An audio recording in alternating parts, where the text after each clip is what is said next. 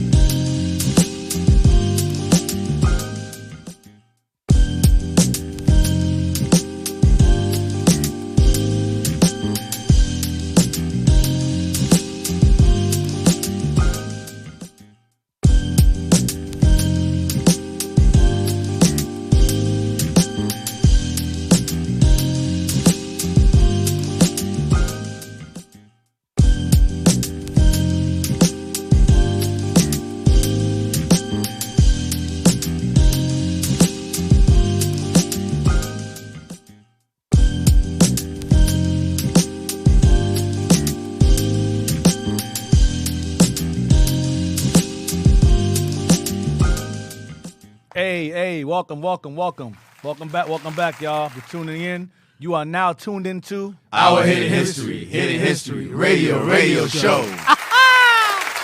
We are back. All right, I'm full. That fool's good. Yes, it was, Deacon. Yes, it was. Someone be burping all of them damn stuff.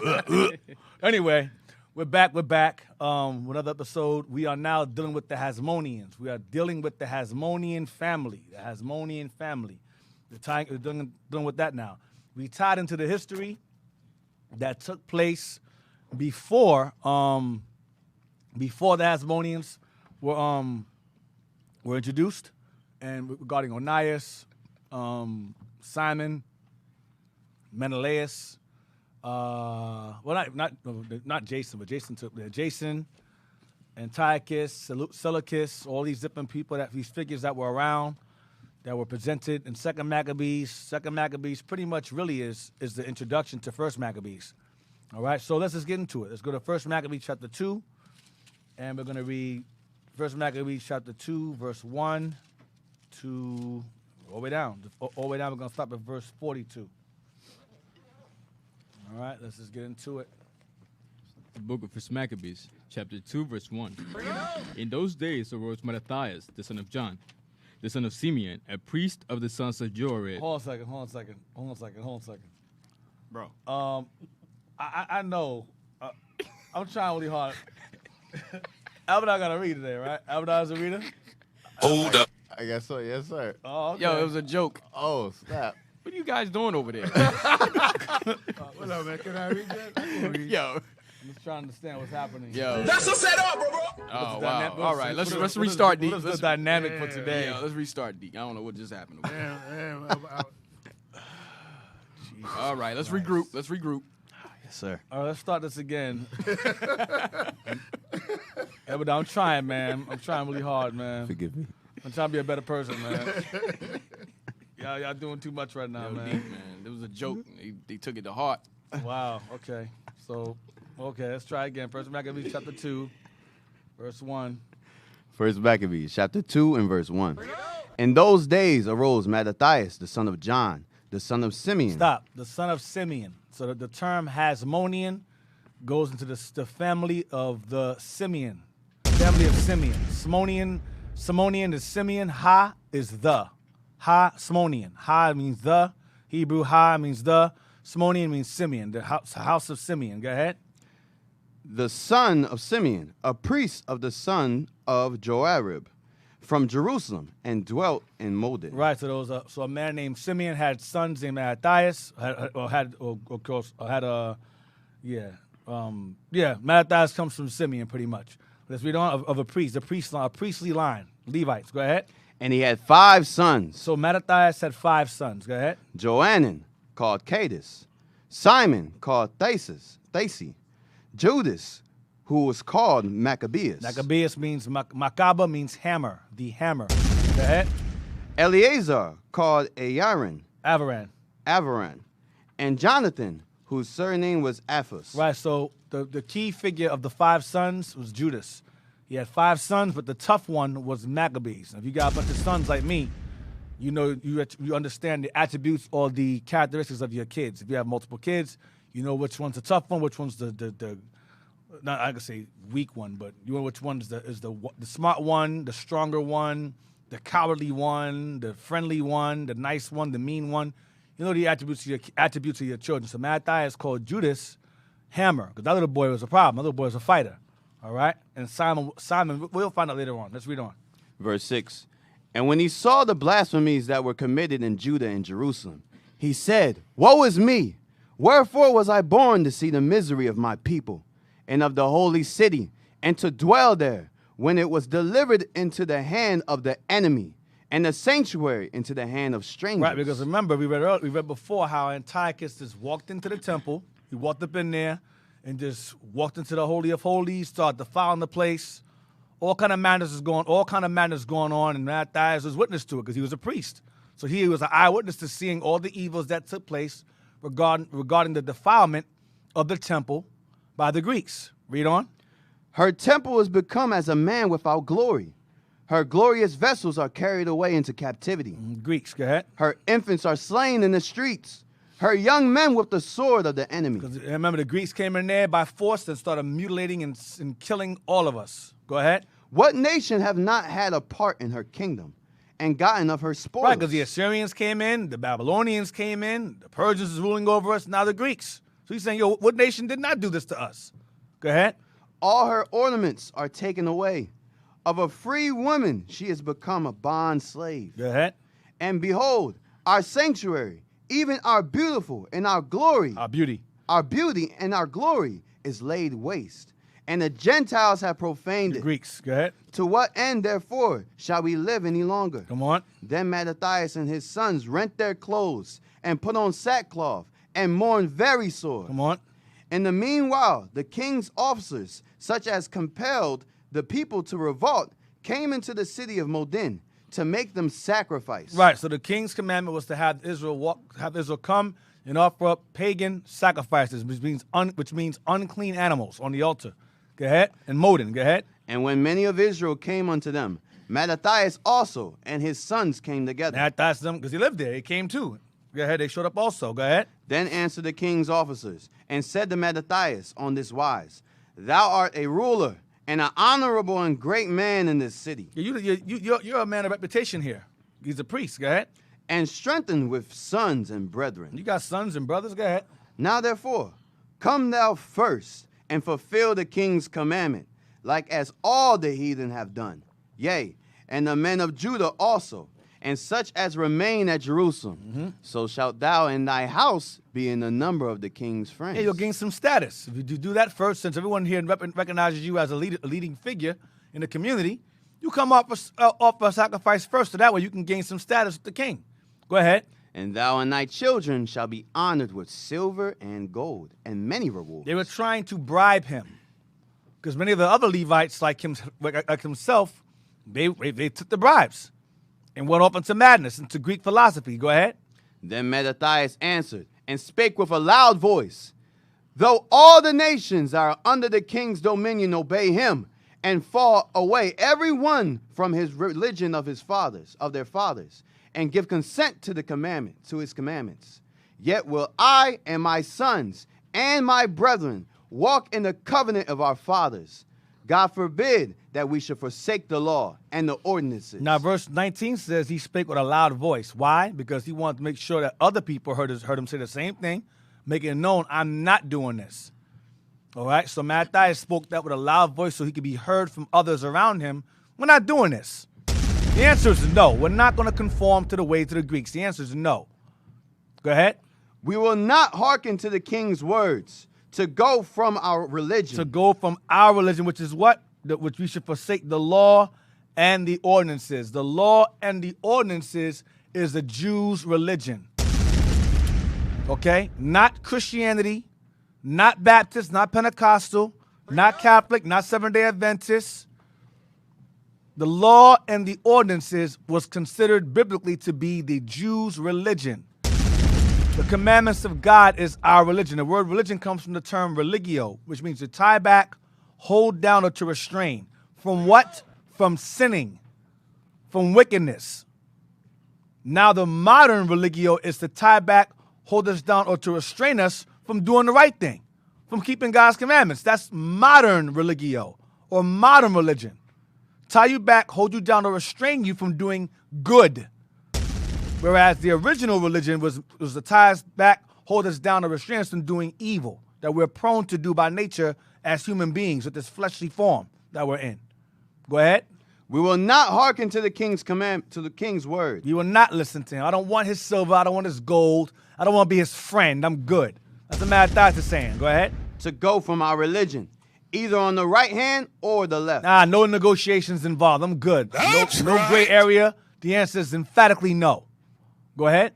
Now when he had left speaking these words, there came one of the Jews in the sight of all to sacrifice on the altar. Here we go. So you had that one nigga that shows up, Negro that shows up after Mattathias made this huge, loud-voiced proclamation. We will not do that. We will not forsake the law of our forefathers. We will keep the commandments of God. We will not obey the king's orders. Here come this Negro up with a pork chop or a piece of pig, whatever, to offer up sacrifice in front of everybody. Go ahead. In the sight of all to sacrifice on the altar, which was at Modin, according to the king's commandment. Come on. Which thing, when Mattathias saw, he was inflamed with zeal, and his reins trembled. He got angry. He said, this nigga, man. This dude right here, man. He's furious now. After he made that that bold proclamation of standing faithful and steadfast in God's laws and commandments and beliefs, you're going to come behind me with this? Go ahead. Neither could he forbear to shew his anger, according to judgment. He tried to maintain it. He tried to stay calm, try to stay collected. He's like, I can't take it. Go ahead. Wherefore he ran and slew him upon the altar. He rightfully killed that dude. He killed this black dude. He killed his own brother. He couldn't take it. This guy's wicked as hell. Killed him. Go ahead. Also the king's commissioner, who compelled men to sacrifice. Killed that dude. He killed at that time. And that altar he pulled down. He pulled the altar down. Go ahead. Thus dealt he zealously for the law of God, like as Phinehas did unto Zambri, the son of Salem. Now, it was reflecting back on a time in which Phinehas, when there was a plague going around, it was a plague, and people were dropping dead like flies. And in the midst of everybody dropping dead from this plague, from all the evil they were doing, here comes this Simeonite dude walking up in a camp with a Midianite woman, to take her in his tent and get it popping, to smash. And Phineas is watching this dude. He's in the midst of seeing people dropping dead in front of him. He got a heathen hoe in his hands, walking her towards the tent and starts smashing. Phineas sees that. He's like, this dude takes a spear, walks in the tent. He on top of her, she on top of him, whatever.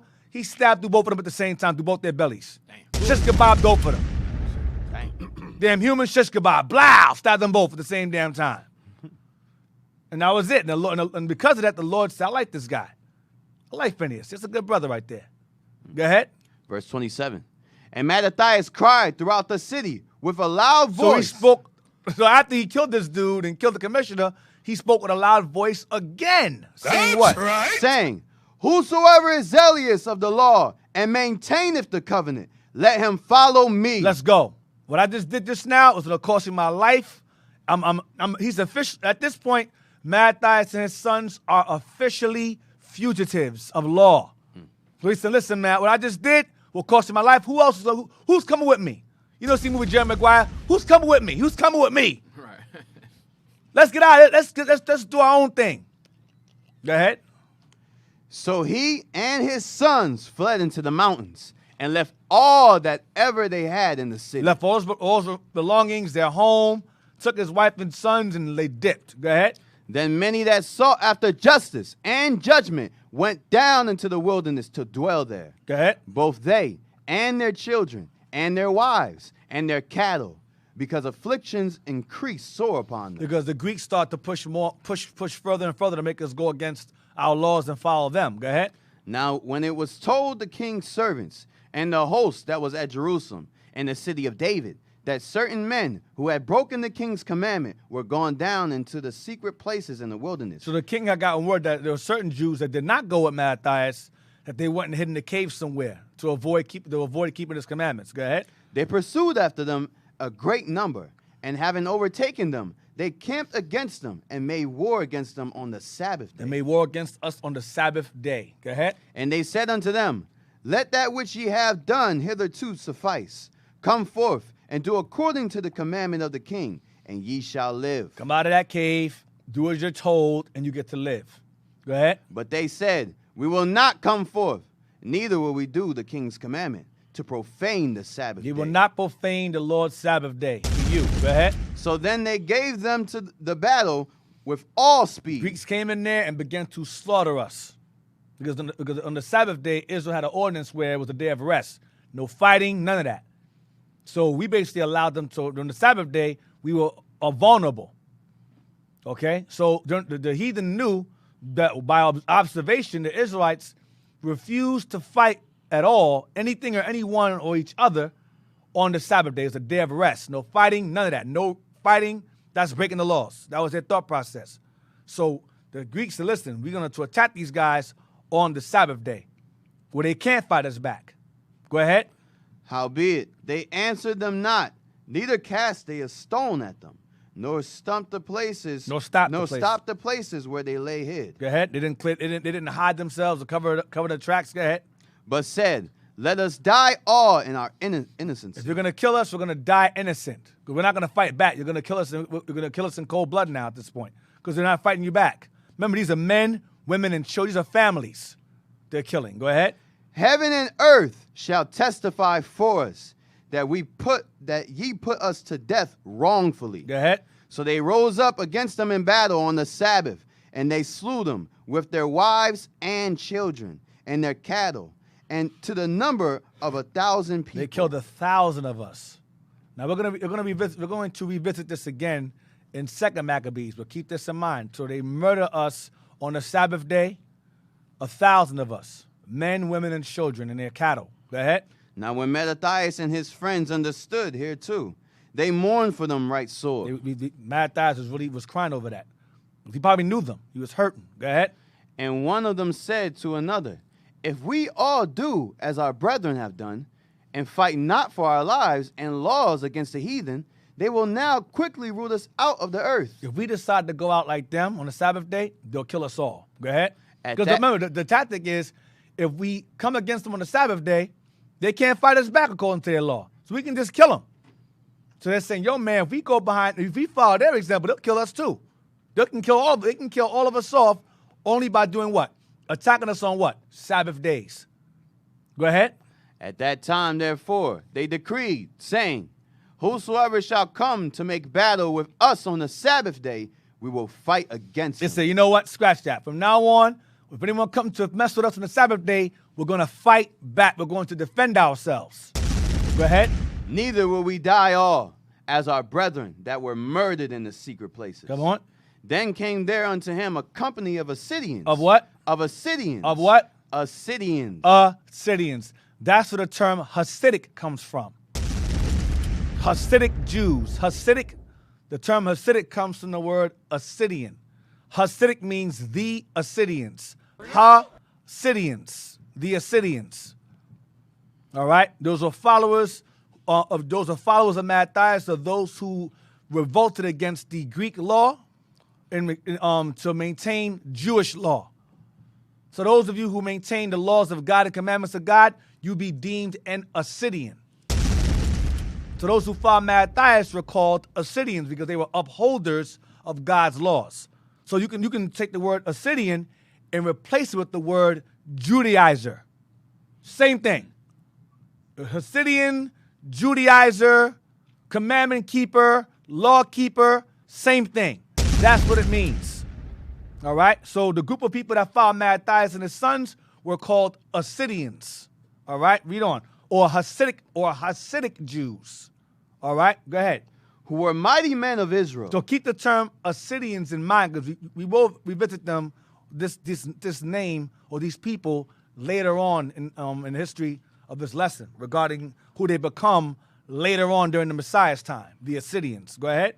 Even all such as were voluntarily. Read verse 42 from the top. Yes, sir.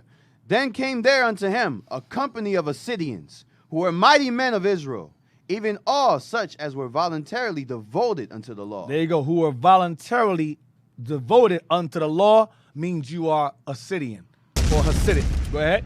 Also, all they that fled for persecution joined themselves unto them. All those who fled for persecution of the Greeks ran unto the Assyrians, who were followers of Mattathias and his sons. Go ahead. And were a stay unto them. And were supporters of them. Go ahead. So they joined their forces and smote sinful men in their anger. So the Assyrians and Mattathias and them all came together and they killed sinful men, meaning our people, or the heathen. They killed them. Go ahead. And wicked men in their wrath. Go ahead. But the rest fled to the heathen for succor. So you had one group of our people that were righteous and another group of wicked, evil Negroes that revolted and went with the white man, ran to the white man.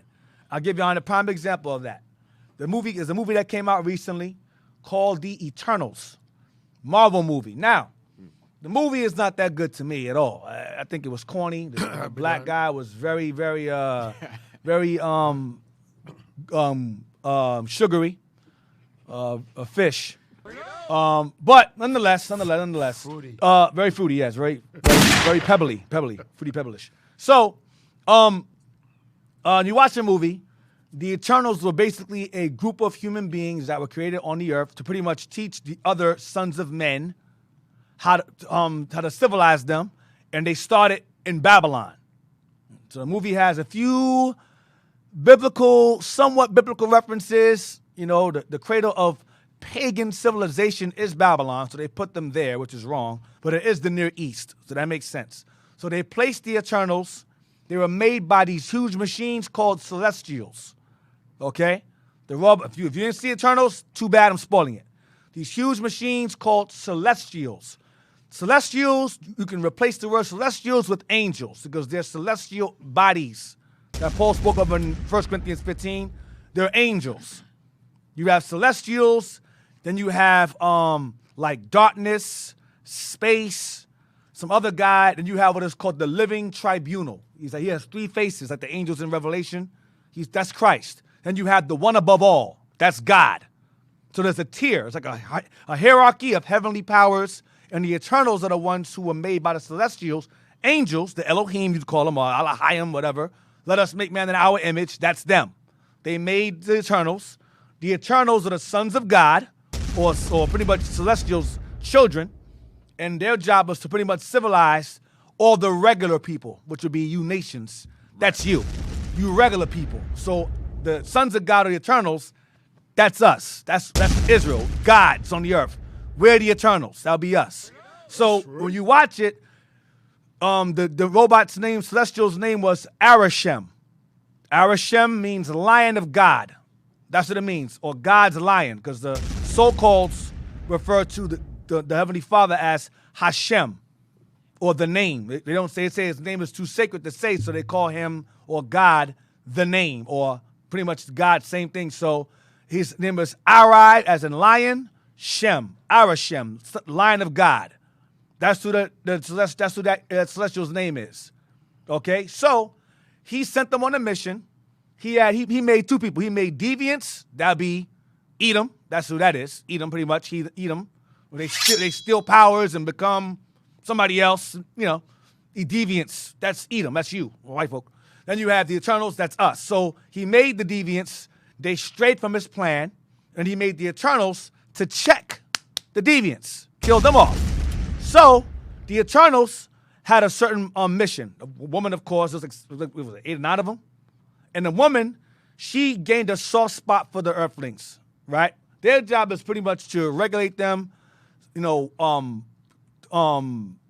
mentor them, and to, you know, lead them into the path of evolving and growing. So that way, when the time comes, there's enough of them on the earth to pretty much their power is used to create another celestial within the planet, and that celestial grows up, comes up the planet and destroys it pretty much. And all the humans on that planet die. That celestial is born. He makes more universes. So his death creates more life. So the woman leader, of course, she decides to go against her creator's plan. Eve, right? Go against the creator's plan and side with the inferior people, heathens. So one group of the Eternals said, nah, we gotta follow Arashem's plan. One group says, nah, we gotta, these are people, they're humans, they deserve to live. The hell with what Arashem says. So the good guys are those who rebel against the God that made them, and the bad guys are the good guys are the ones who rebel, and the bad guys are the ones who say, nah, we gotta do what he says. So you're watching a movie and you're rooting for the bad guys, but the bad guys are the ones who are faithful to their God. And the rebellious one, including Fruity Pebbles, rebels against them. You follow? Witchcraft. So that's, once again, the movie makes the good guy the bad guy, like Zod and Man of Steel. He was good. And Superman was a coon. So Transformers, Optimus Prime is a coon. And the other primes were good. The Decepticons. For Cybertron, resurrecting Cybertron. No, Earth is more important than Cybertron. No, it's not. Right.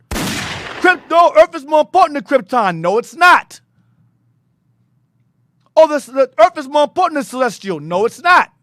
I'm giving you examples.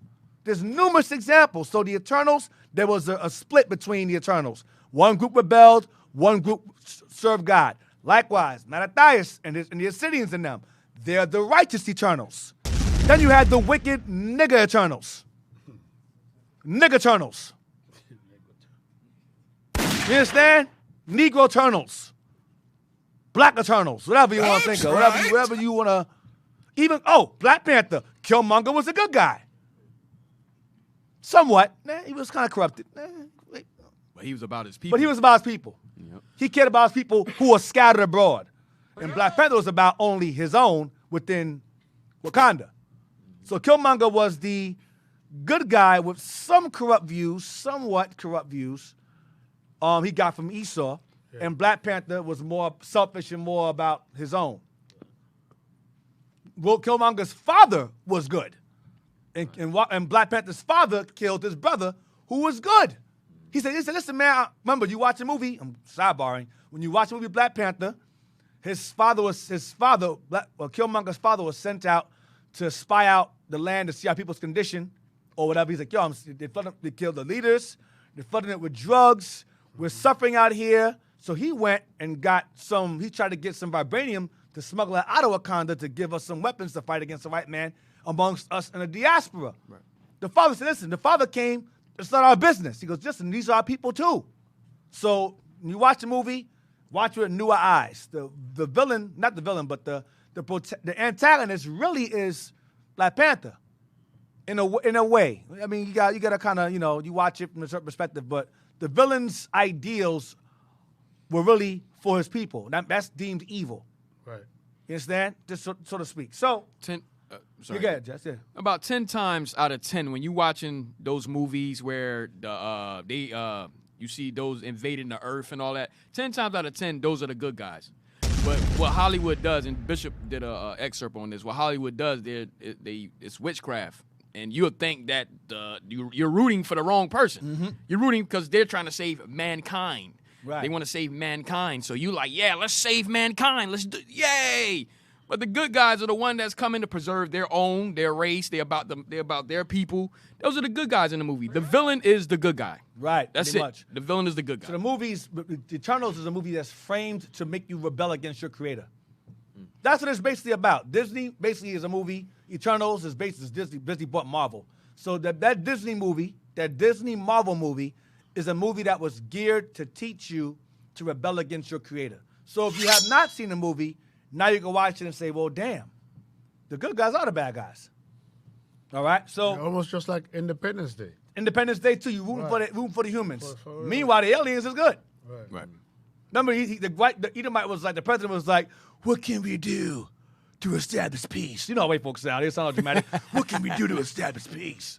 The alien was like, die. Die. I was like, yes, yes, yes. Hey, Diggin, so That's the pretty great much, answer. so pretty much they put in our self-defenses in our people. So whenever we come with what we believe, Right. they put up a self-defense and actually go contrary to against what we believe. Right, so when Christ does return, when he returns, not if, when he returns, and he showed with them chariots, you're going to have a bunch of black folks saying, yeah, there go them American jets, shoot them down, yeah, while they're being destroyed. Right. Because those things are coming to save us, not coming to I destroy us. remember in that new movie, and what's the name? Don't Look Up. Don't Look Up. Yes. Remember when that general pull out the gun and start firing at the. I guarantee you, there's gonna be a lot of black people doing the same thing. Yep. And there was a Shooting- movie shooting at that the- happened at in the real life. chariot. Yeah. It happened in real life. There's Edomite, there was a chariot flying above him, hovering above him. He shot it. It did nothing. It did nothing. So, the reason why I mentioned all of that is because I'm showing you. Read verse 44. 44 again. Yes, sir. So they joined their forces The Hasidians and Mattathias joined forces. Go ahead. and smote sinful men in their anger and wicked men in their wrath. Come on. But the rest fled to the heathen for secure. That's the revolters. Go ahead. Then Mattathias and his friends went round about and pulled down the altars. Go ahead. And what children soever they found within the coast of Israel uncircumcised. Because the law went down. There was a law that was passed. We read that before in chapter 1. It was illegal to circumcise your children. So any children they found that were uncircumcised among our people, go ahead, Those they circumcised valiantly. they circumcised them immediately. Go ahead.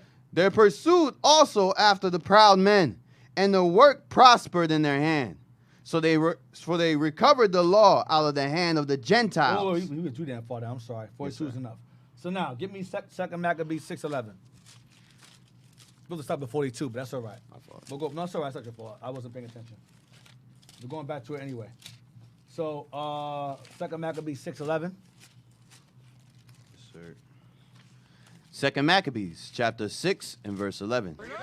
And others that had run together into caves nearby to keep the Sabbath day. We read that earlier. We read this in First Maccabees chapter 2. They fled into caves, and they were caught. They were told to come out the cave. He was like, no. They said, okay, we're going to come in there and kill you then. They killed 1,000 of us. Read on. To keep the Sabbath day secretly, being discovered to Philip, Philip was one of Antiochus's generals, you could say. Go ahead. were all burnt together. They set us on fire. So it was a witch hunt. You know what that reminds me of? That reminds me of this Mike, this fellow. That reminds me of the Spanish Inquisition. The Spanish Inquisition, where they set us on fire. They burn us alive for keeping God's laws. Go ahead. Because they made a conscience to help themselves for the honor of the most sacred day. They made a conscience to help themselves for the honor of the most sacred day, the Sabbath day. All right? So now, go back. First Maccabees 2. First Maccabees chapter 2 and verse 48. So they recovered the law out of the hand of the Gentiles and out of the hand of kings. Neither suffered they the sinner to triumph. Now when the time drew near that Mattathias should die, he said unto his sons, Now have pride and rebuke gotten strength, and the time of destruction and the wrath. Wait, read verse 48 again? I'm sorry. Yes, sir. Verse 48. So they recovered the law out of the hand of the Gentiles. Because the heathens, the Greeks, they stole our Bibles. They did the same thing in Christianity. They stole our Bibles. Stole our Bibles. Go ahead. And out of the hand of kings. Neither suffered they the sinner to triumph. Go ahead.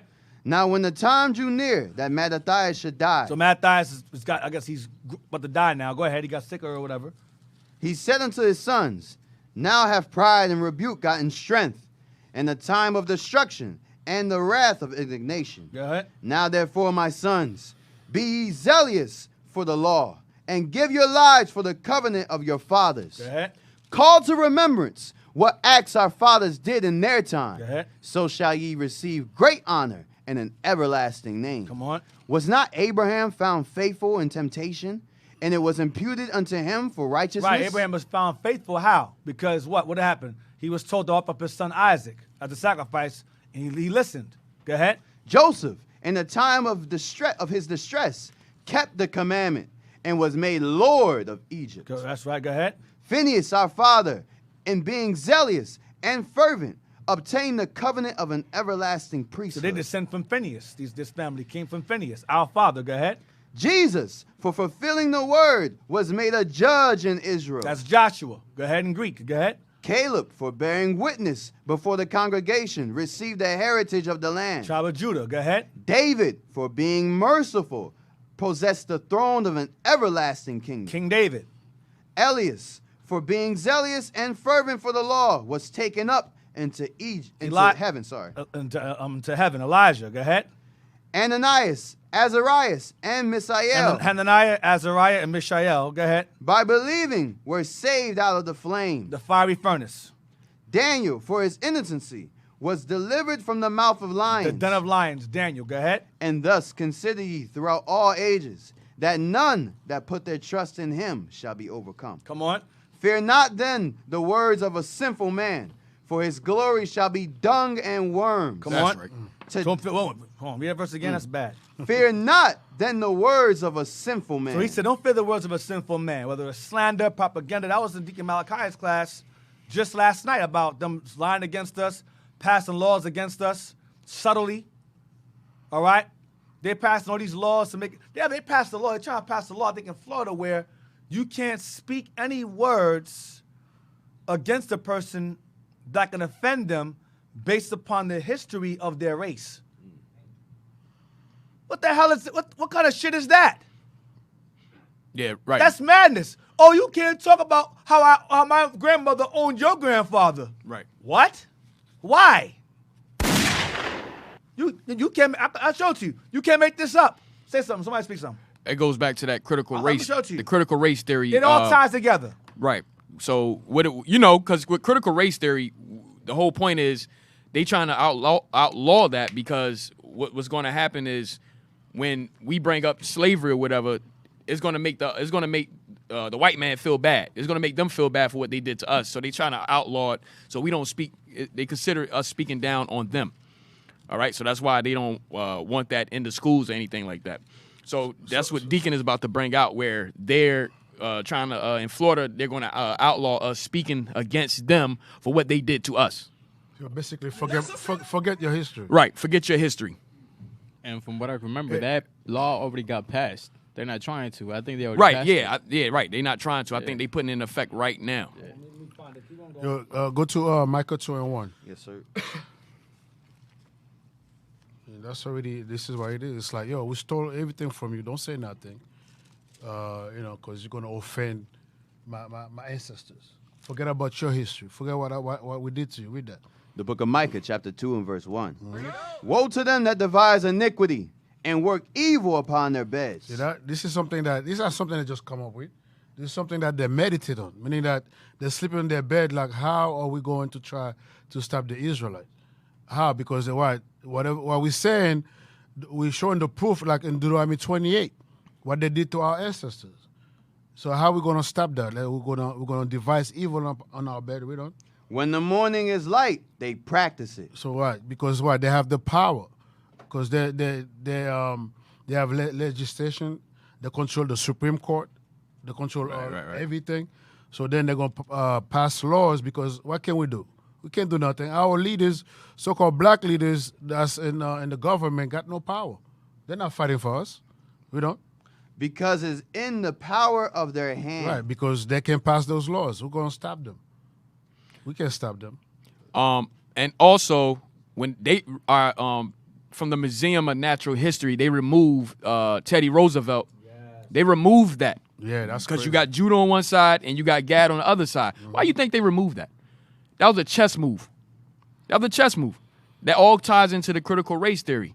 Why? And you black folks, you demons that's speaking up to get out these different landmarks to remove them. That's history. That links us to the Bible. Black lips. It links us to the Bible. So we need those things. So what are you going to show your children now?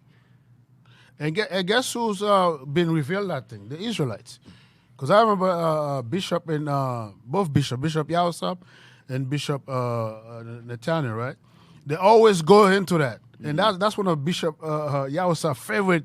And whenever you bring that scripture, you always bring, what's that? Ecclesiastes? Ecclesiastes. Read get that. Get that. Get that picture too. This scripture right here is the exact image of this scripture. That statue is the exact express image of this scripture. Mm-hmm.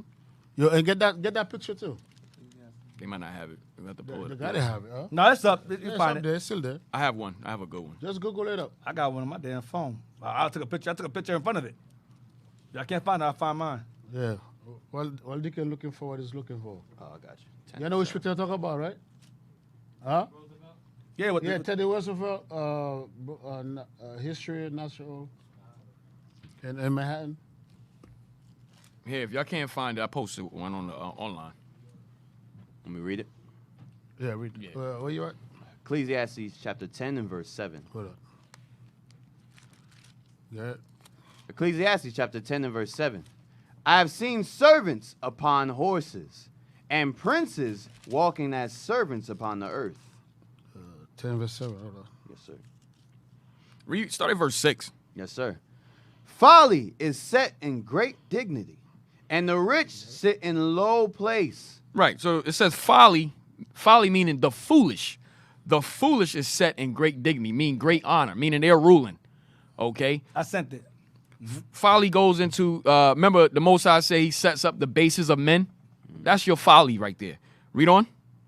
Basically, that's a so-called white man. Right, that's so-called white man right now. Read now on. It's dignified as some great one. Right. Go ahead. I have seen servants upon horses and princes. No. Read verse 6, the bottom part. Yes, sir. Folly is set in great dignity, and the rich sit in low place. And the rich sit in low places. We're the rich. When you read Revelations 2 and 9, right. The Most High say, even though we are in poverty, we are rich. Why? Because this Bible belongs to us. The kingdom of heaven belongs to us. The whole earth. The whole earth. So we're the rich right now that's sitting in low places, in the poverty, right? Read. I have seen servants upon horses. So did you pull up? Now pull that there you go right there. the picture up. Put it up. Dickie, you want to? Yeah, go ahead. Is it up? Right, read it again. I have seen servants upon horses. The Bible says, this is Solomon. He's seen in a vision. He said, I have seen servants, slaves, upon horses. Meaning what? The white man is supposed to be, he's our servant upon this earth. But guess what? Now he's in great dignity sitting upon a horse. Right? Read. And princes walking as servants upon the earth. And we're the princes. Now we're the ones that's enslaved, that's walking upon the earth. We're no longer, because when you're on a horse signifies authority. Right. The perfect example of that is Django. Why that nigga sitting upon that nag? Right. That nigga knew that nigga on that nag because the nigga shouldn't be on the nag. Nigga was the walk. Master's on the nag. That's a perfect example. Go ahead. Jess. Right. So it says, and princes walking as servants upon the earth. We're the princes. Okay. When you read We're the gods on the earth. Now we're the slaves that's walking upon the earth as what? As slaves now. And now the folly is setting great dignity. Now he's sitting on the horse. Okay? So when you see the statue, that's Teddy Roosevelt right there. He's the servant. Okay? And then you see Gad on one side. Now, Gad has the butt of the gun. You can't see it, but I know Bishop Yahweh always bring it There's out. different angles of it. But Gad has the butt of the gun up. Correct? No, Gad has it down. Down. Somebody he ain't fighting for you. Right. Yeah. You got the barrel of the gun. The barrel of the gun's in the ground. I mean, he ain't fighting for you. And the Negro got the gun up because he's gonna fight for the white man. Because Judah was, of course, we cooning. Gad was like, hell no. You gonna steal us and our land too? We ain't fighting for you. The gun, the butt of the gun's in his hand. The barrel's on the floor. I'm symbolizing we're not gonna fight for you. And the Negro was we were broken into submission. Judah.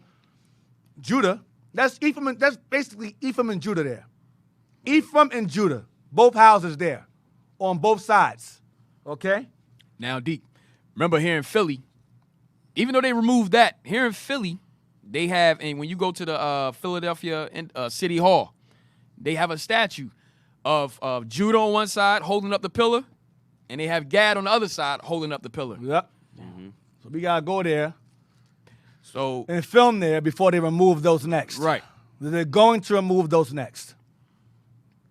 Because you stupid ass Negroes keep having them remove things that tie back to the history of this place that enslaved you. You stupid asses, you.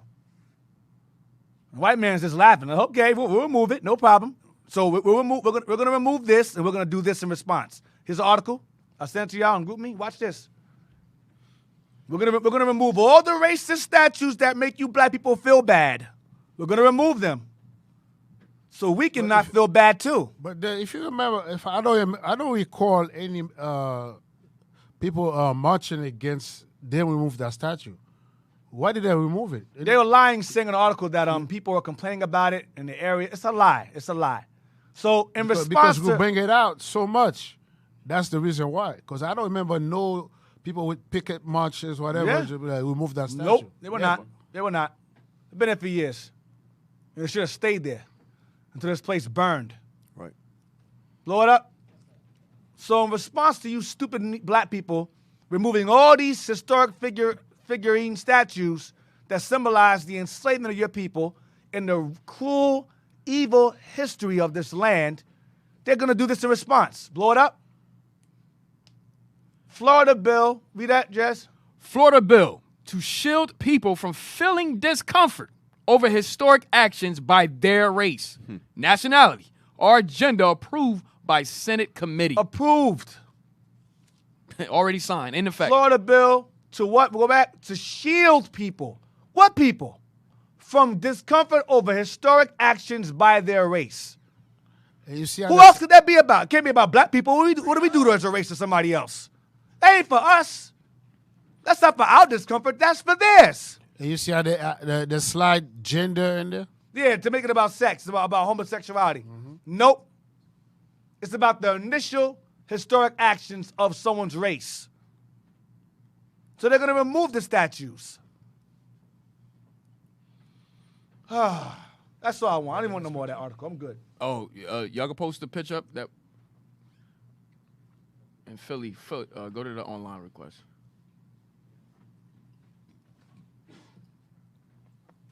Online request, real quick.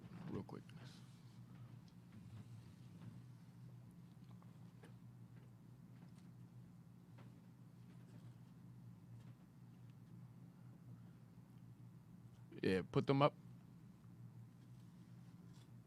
Right, we visited there way back, right? Is where it just come from? Yes, sir. Yeah, we had visited there when we were teaching over there in the area. So we stopped over there. We saw these statues. We were like, wow, they had this here? This is in Philadelphia. You're not going to realize it. You just got to go in there. I just happened to look up. We was like, yo, what the hell is this? That's what the movie says. Don't look up. Don't look up. Don't look up. Yeah. Hey, listen, I'm looking up. Check this out. This is in Philly. Check this out, y'all. You're gonna bug out over there. So we gotta visit this area and film real fast before they remove it, like they did the one in New York. What's going on? Come on, what's going on, y'all? Let's blow it up.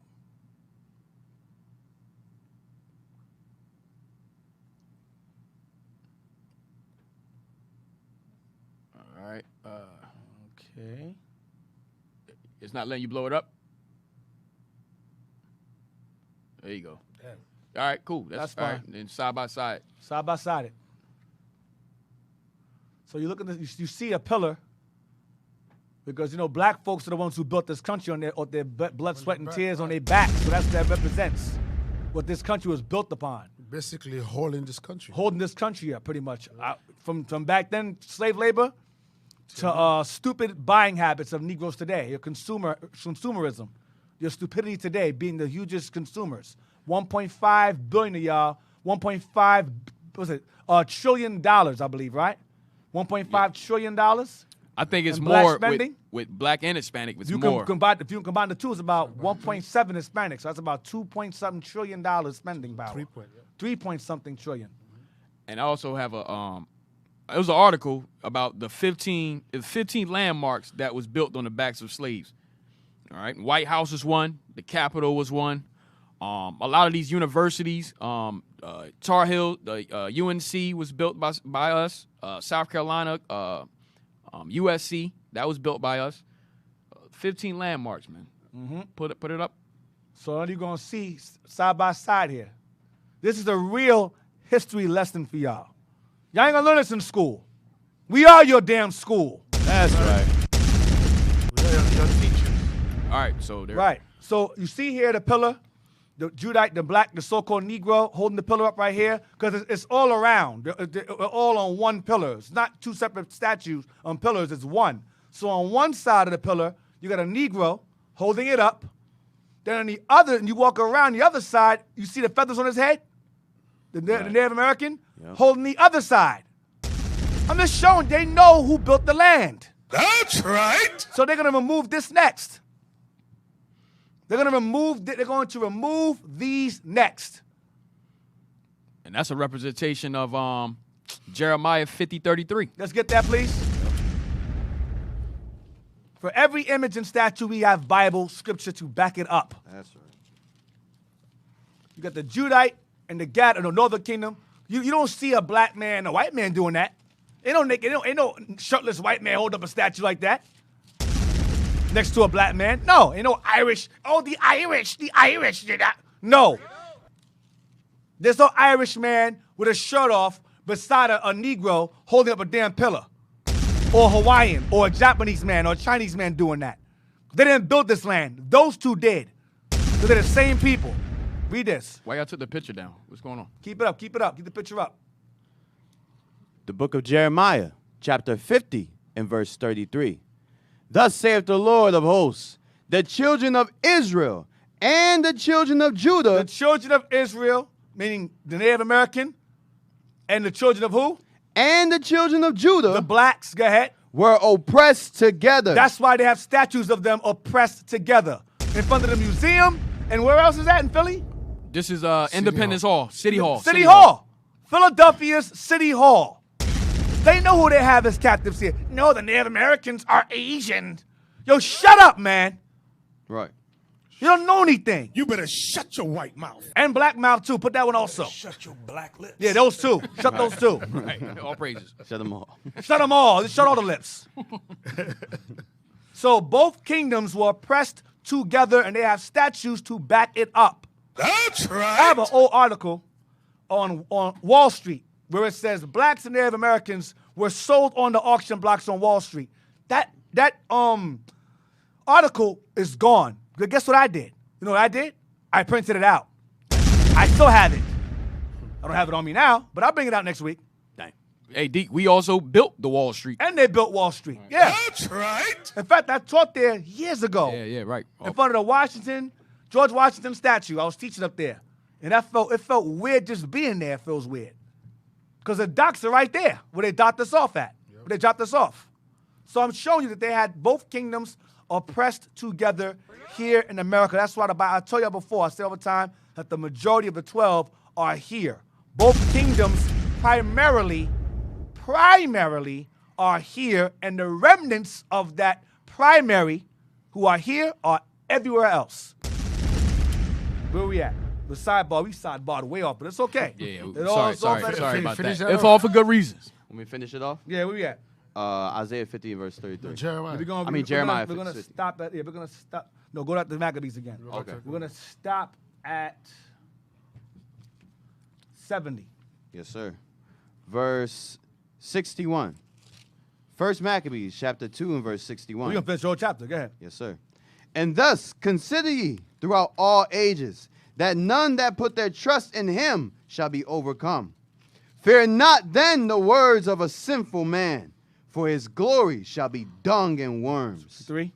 Today he shall be lifted up. Today, lifted up on a horse. Go ahead. And tomorrow he shall not be found. Destroyed. Go ahead. Because he is returned into his dust. Because he's dead. Go ahead. And his thought is come to nothing. And his devices, his plans come to naught. Wherefore, Okay, his variants he makes, his viruses he makes, poisoning our water, poisoning our minds, poisoning our children, poisoning our ears, our eyes with his media, all that will come to naught when he's eradicated off the earth. Right. When he's no longer on that nag anymore. Right. Go ahead. Wherefore, ye my sons, be valiant, Be brave. and shew yourselves men in the behalf of the law. The only way you could be a man is based upon being on behalf of the laws of God. That makes you a man. Go ahead. For by it shall ye obtain glory. By it, the law, shall you obtain glory. There's no other way. You only get glory through the laws of God. There's no glory through faith. Right. Faith only. No, through the law and faith in Christ, that's where glory comes from. Go ahead. And behold, I know that your brother Simon is a man of So counsel. he goes down the line now. I mean, he had 5 sons. I know out of 5 of you, Simon's the smart one. He's the brains. Go ahead. Give ear unto him always. Listen to your brother Simon. He's the smart one. Go ahead. He shall be a father unto you. He shall be the wise man to you. He's the counselor among y'all. Go ahead. As for Judas Maccabeus, he hath been mighty and strong, even from his youth up. So when he was a kid, he was whipping ass. He was tough. He was a tough boy. That's my boy right there. My boy Hammer right there. Hammer right there. Okay, he called him Maccabee, Macabre, meaning hammer. That boy right there is tough. Simon's the thinker. He's the strategist, and that one's is the weapon. So those two together, woo! The A-team right there. That's the damn A-team right there. Go ahead. Let him be your captain. Let him be the captain. Go ahead. And fight the battle of the people. And he'll be the fighter among you. Go ahead. Take also unto you all those that observe the law, and avenge ye the wrong of your people. Yeah, now, you don't read about the 3 brothers being mad about that, because they knew it too. Right. It says Simon, he is a smart one. And Judah, he a fighter. They knew that. They just followed their father's instructions. No bickering, no fighting over the will like niggas be doing. No. You understand, Father, no problem. We got it. Judah can fight. Simon's a thinker. We got it. They probably know Judah will beat them up too. That's why they ain't even buck up against it. He'll beat us up. We ain't gonna go against that. Go ahead. Verse 68. Recompense fully the heathen. Recompense fully, meaning avenge yourselves of the heathen. What they've done to you, you do to them. Go ahead. And take heed to the commandments of the law. Go ahead. So he blessed him and was gathered to his fathers. Go ahead. And he died in 146 year. And his sons buried him in the sepulchres of his fathers at Modin. And all Israel made great lamentations for him. 3. So what we got? Time is it? Anyway, you have any questions or questions regarding the topic so far, or comments? Call us at 267-702-6121. That's 267-702-6121. Text us, call us, give us your thoughts on the class thus far. We are at 2:08. We're going to take a quick break. All right, so stay tuned. Gather your thoughts together regarding questions or comments for the class, and text us again at 267-702-6121. All right? Shalom. IUIC TV.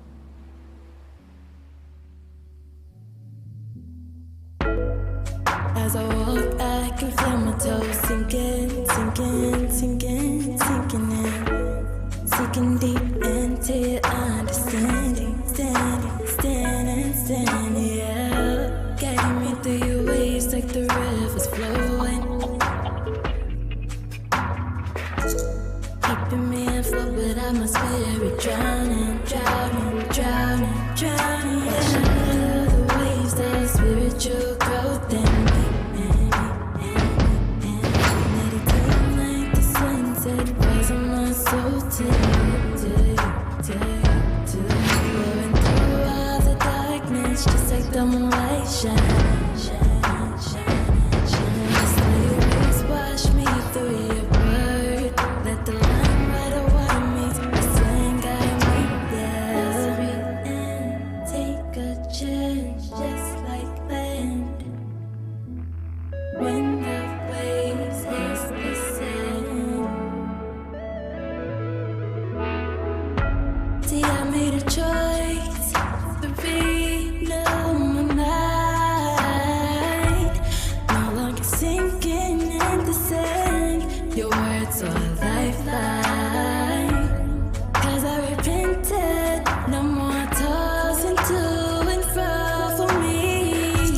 So when the waves of your word reach high tide, I'm not confounded by thee.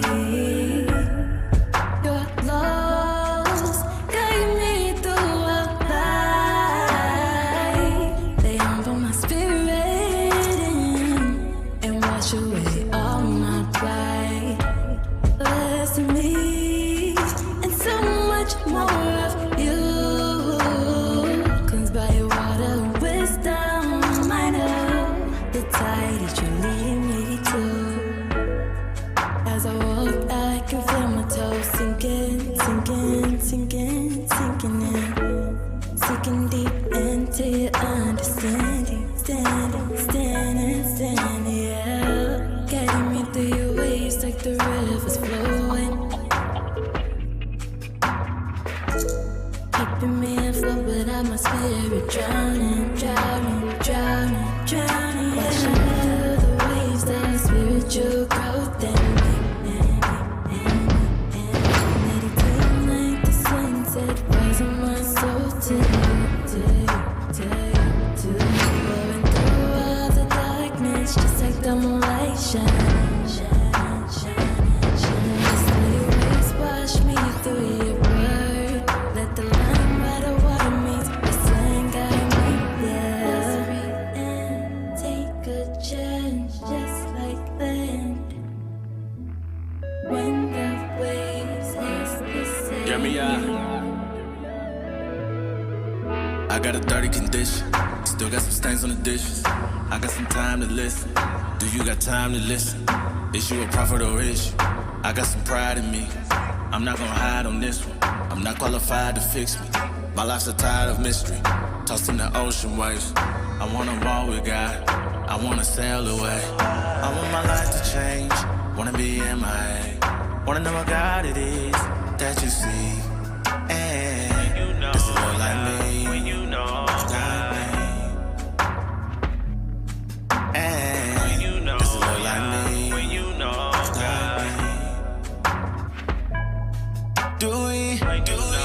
Yeah. When you know God. Your life is changing before the nations. Yeah. When you know God. Your life is changing before the faces. As I walk, I can feel my toes sinking, sinking, sinking, sinking in. Sinking deep into your understanding, standing, standing, standing, yeah. Guiding me through your waves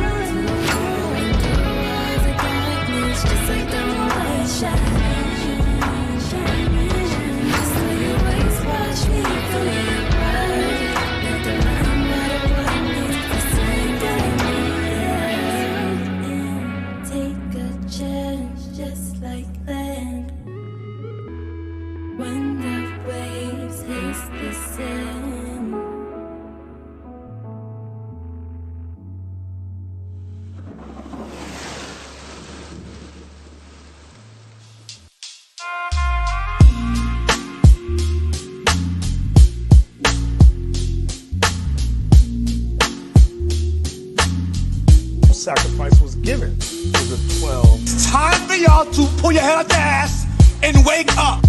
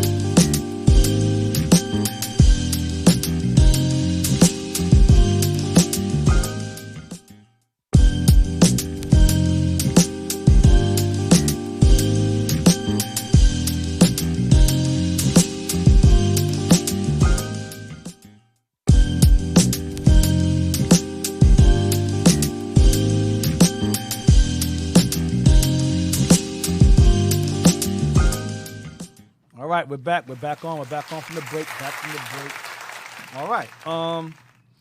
Go back to that article again. Then we're gonna answer your text. Go back to that article again. Remember I said to you before, it said the last article was race What it say?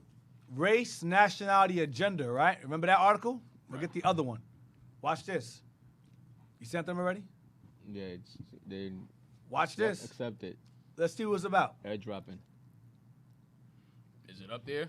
Y'all should have had this. There we go. Blow it up. Blow it up. Watch this.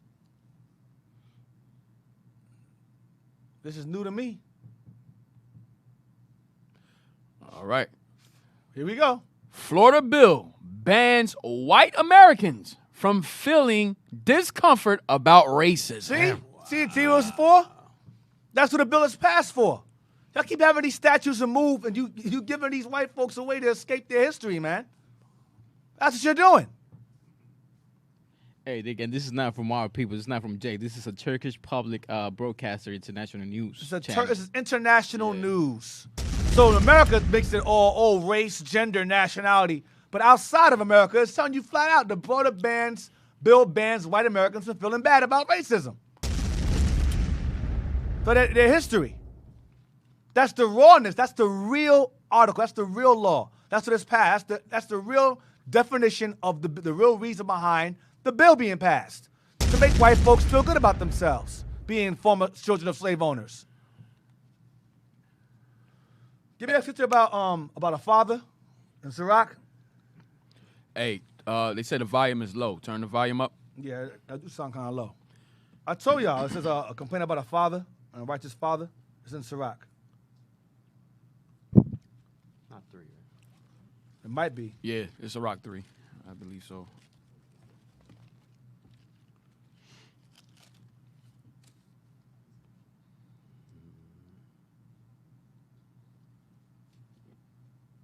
Hold on.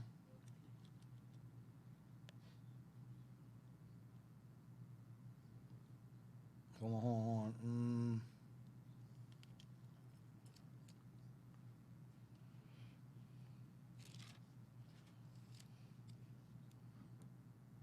So the son will complain, something like that, about his father.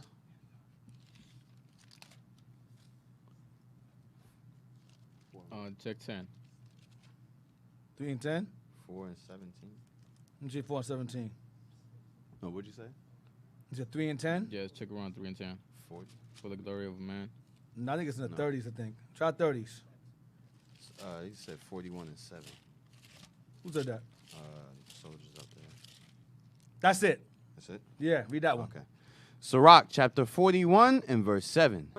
The children will complain of an ungodly father. Why? Because they shall be reproached for his sake. Yeah, I see them. They're trying to pass laws for that.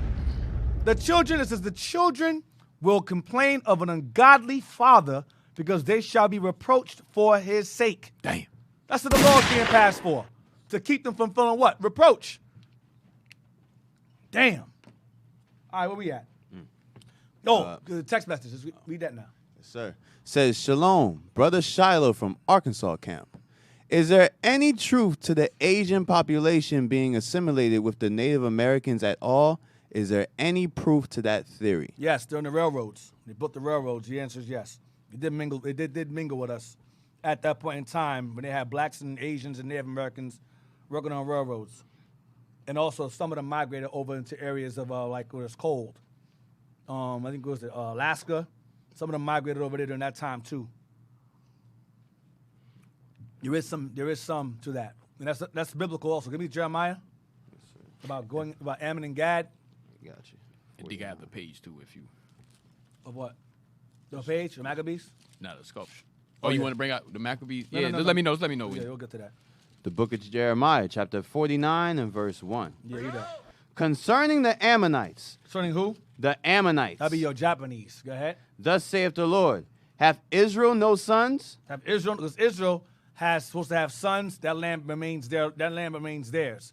As long as Israel has sons, the land of theirs is passed from son to son. Go ahead. Hath he no heir? Yeah, we do. We had heirs. Go ahead. Why then doth their king inherit Gad? Why does Ammon inherit Gad's land? Because when Ammon came over here, they moved over here. They took some parts of Gad's land, like the cold areas. Go ahead. And his people dwell in his cities. And why do Ammonites dwell in Gad's cities? So when Northern Kingdom got conquered by the Assyrians and so forth, Ammon moved up in there. And whoever was left over of Ammon, of Gad, we mingled with Ammon at that time too. They came over here looking like some of them. All right? But you got to remember, some of y'all say, you're asking that question possibly because of their features. And I'm going to explain to you again. You have to remember, and I always stress this, Israel had 5 mothers. The nation of Israel consists of 5 mothers. Jacob had 2 women that were his own race and 2 that were not. We don't know how they looked, what they were. We don't know what they were. So Gad and them may have derived their features, or Northern Kingdom may have got their features derived from those 2 mothers. Likewise, Ephraim and Manasseh, that's Joseph's kids. They came out of an Egyptian woman. You understand? So 5 different mothers. We don't know how they look. They might have taken after their mothers. We don't know.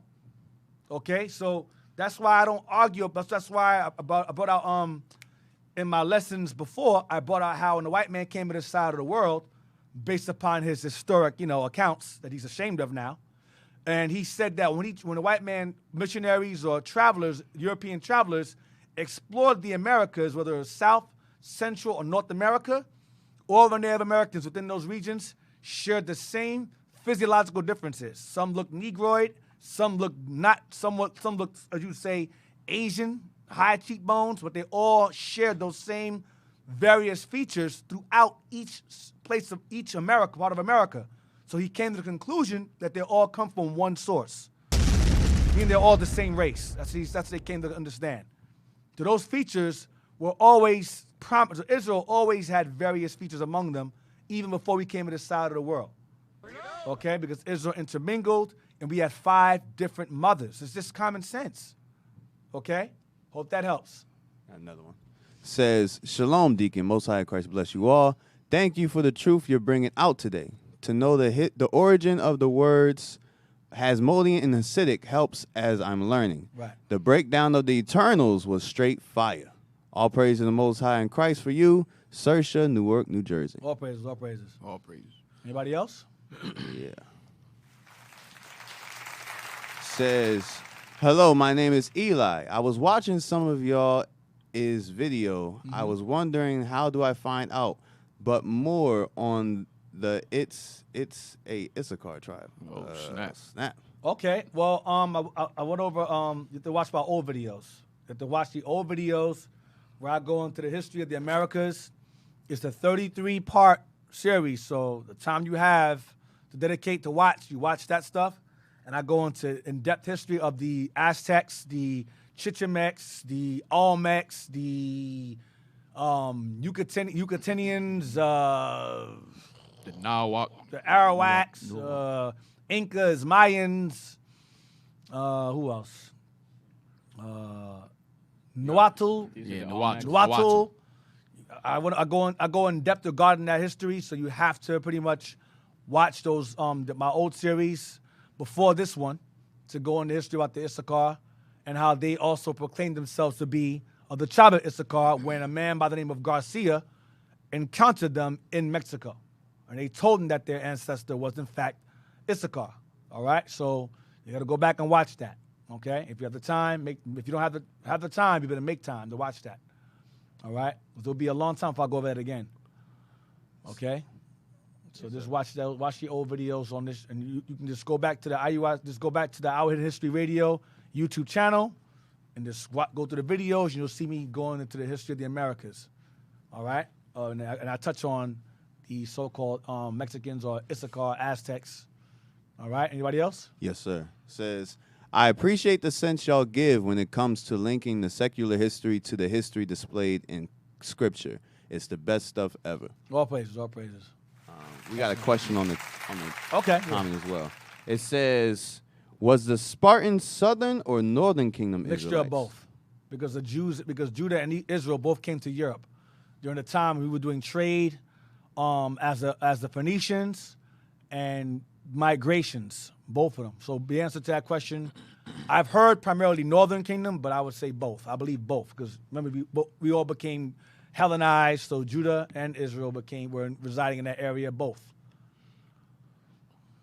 That's it. They got a few more. They're not. I have something on here too. Okay, you can go ahead. That needs to be corrected. Okay. This brother says, if y'all are that worried about, you look like you with us. If y'all are that worried about being mixed, just do what I did. Take a DNA test. My DNA comes back with Igbo and Bantu tribes, both Israelites. Then you would know. Hold up. Now, remember, I had addressed this weeks ago, and you have Israelites that did not reside in Africa. You have Israelites that have very, very strong heathen features that reside in India today, that reside in Pakistan today, and they do not have that E1B1. You have to be mindful of that DNA stuff.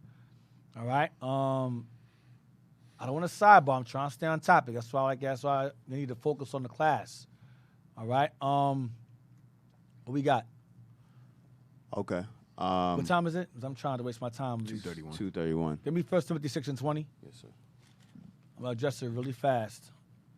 I dealt with the whole ancestry thing based upon a census, records, historical records of my family. I went that far, and I only went back maybe 5 generations.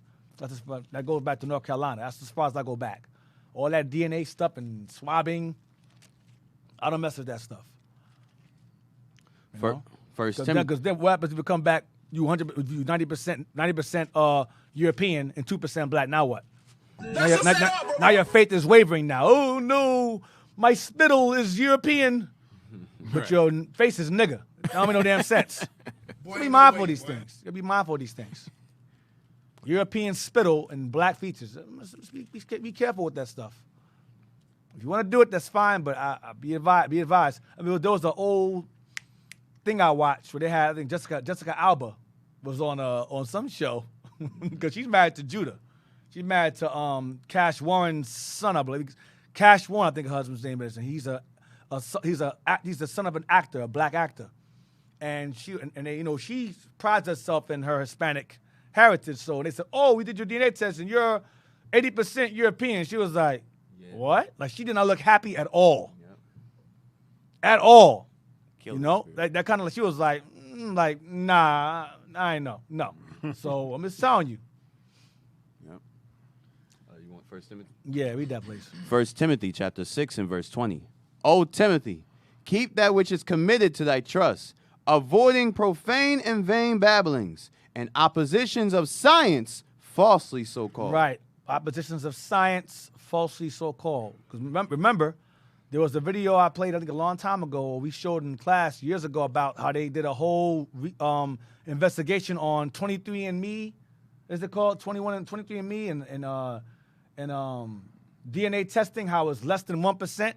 You have millions of grandparents. They say you have thousands of grandparents, and the DNA test cannot go past your grandparents. Like after that, it becomes like a roll of the dice, like a random. Less than 1%. All right, you can't go that far back like that. Where we at now? What's next? We got Shalom Deacon, Most High Christ bless you. Shalom Officers, Most High Christ bless you. Similar to the Florida law being passed, there are laws being passed here in Canada to ban conversation therapy, causing 2 to 5 years imprisonment. Wow! So you can't even have a conversation about racism anymore.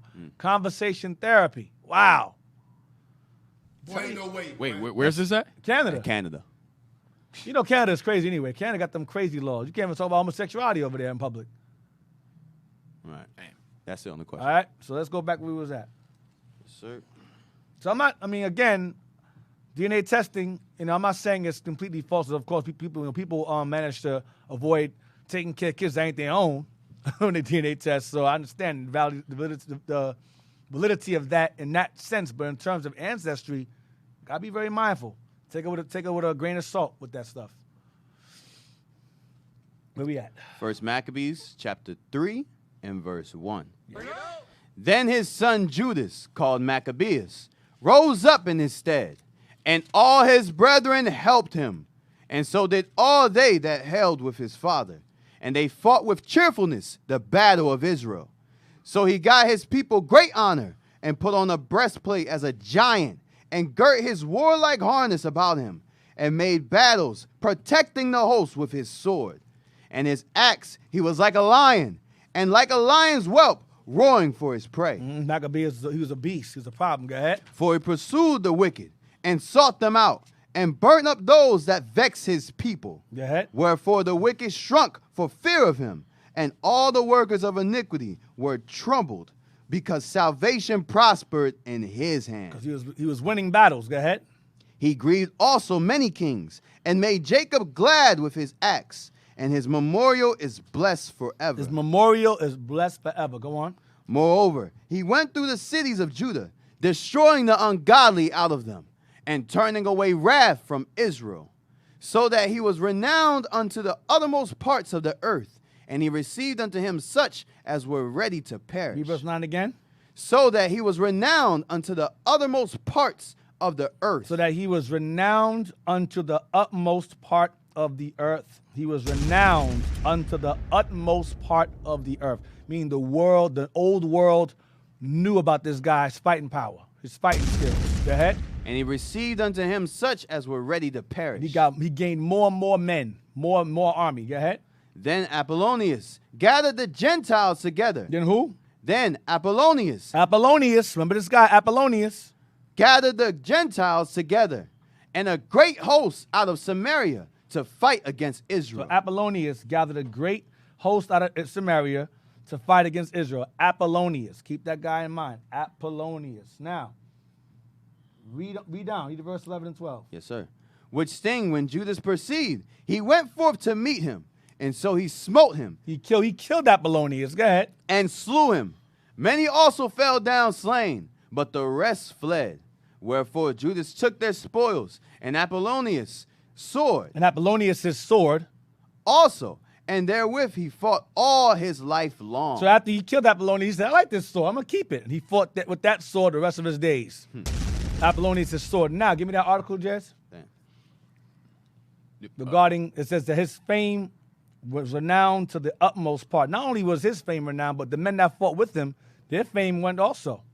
And his brothers. Check this out. This is from a book called what now? This is History of the Jews, Solomon Gray Zeal. History of the Jews by Solomon Gray Zeal. History of the Jews by Solomon Gray Zeal. I just want that one page. Yeah. Bishop, you have this book. If you're watching, don't curse me out. You have it. You have this book. All right? History of the Jews by Solomon Gray Zeal. For all of you who are listening and watching. If you don't, please don't go on the chat talking about what book is it? But I just said it. History of the Jews by Solomon Gray Zeal. History of the Jews by Solomon Gray Zeal. Read this. The Jews of the diaspora. The Jews of the diaspora were by no means all wealthy. All Israel were not wealthy. All the Jews were not wealthy. Many of the so-called fake ones are today, but the real ones were not. Go ahead. Most of them were poor. Most of us, the real ones, were poor. Go ahead. Earning a meager livelihood from manual labor. Earning a what?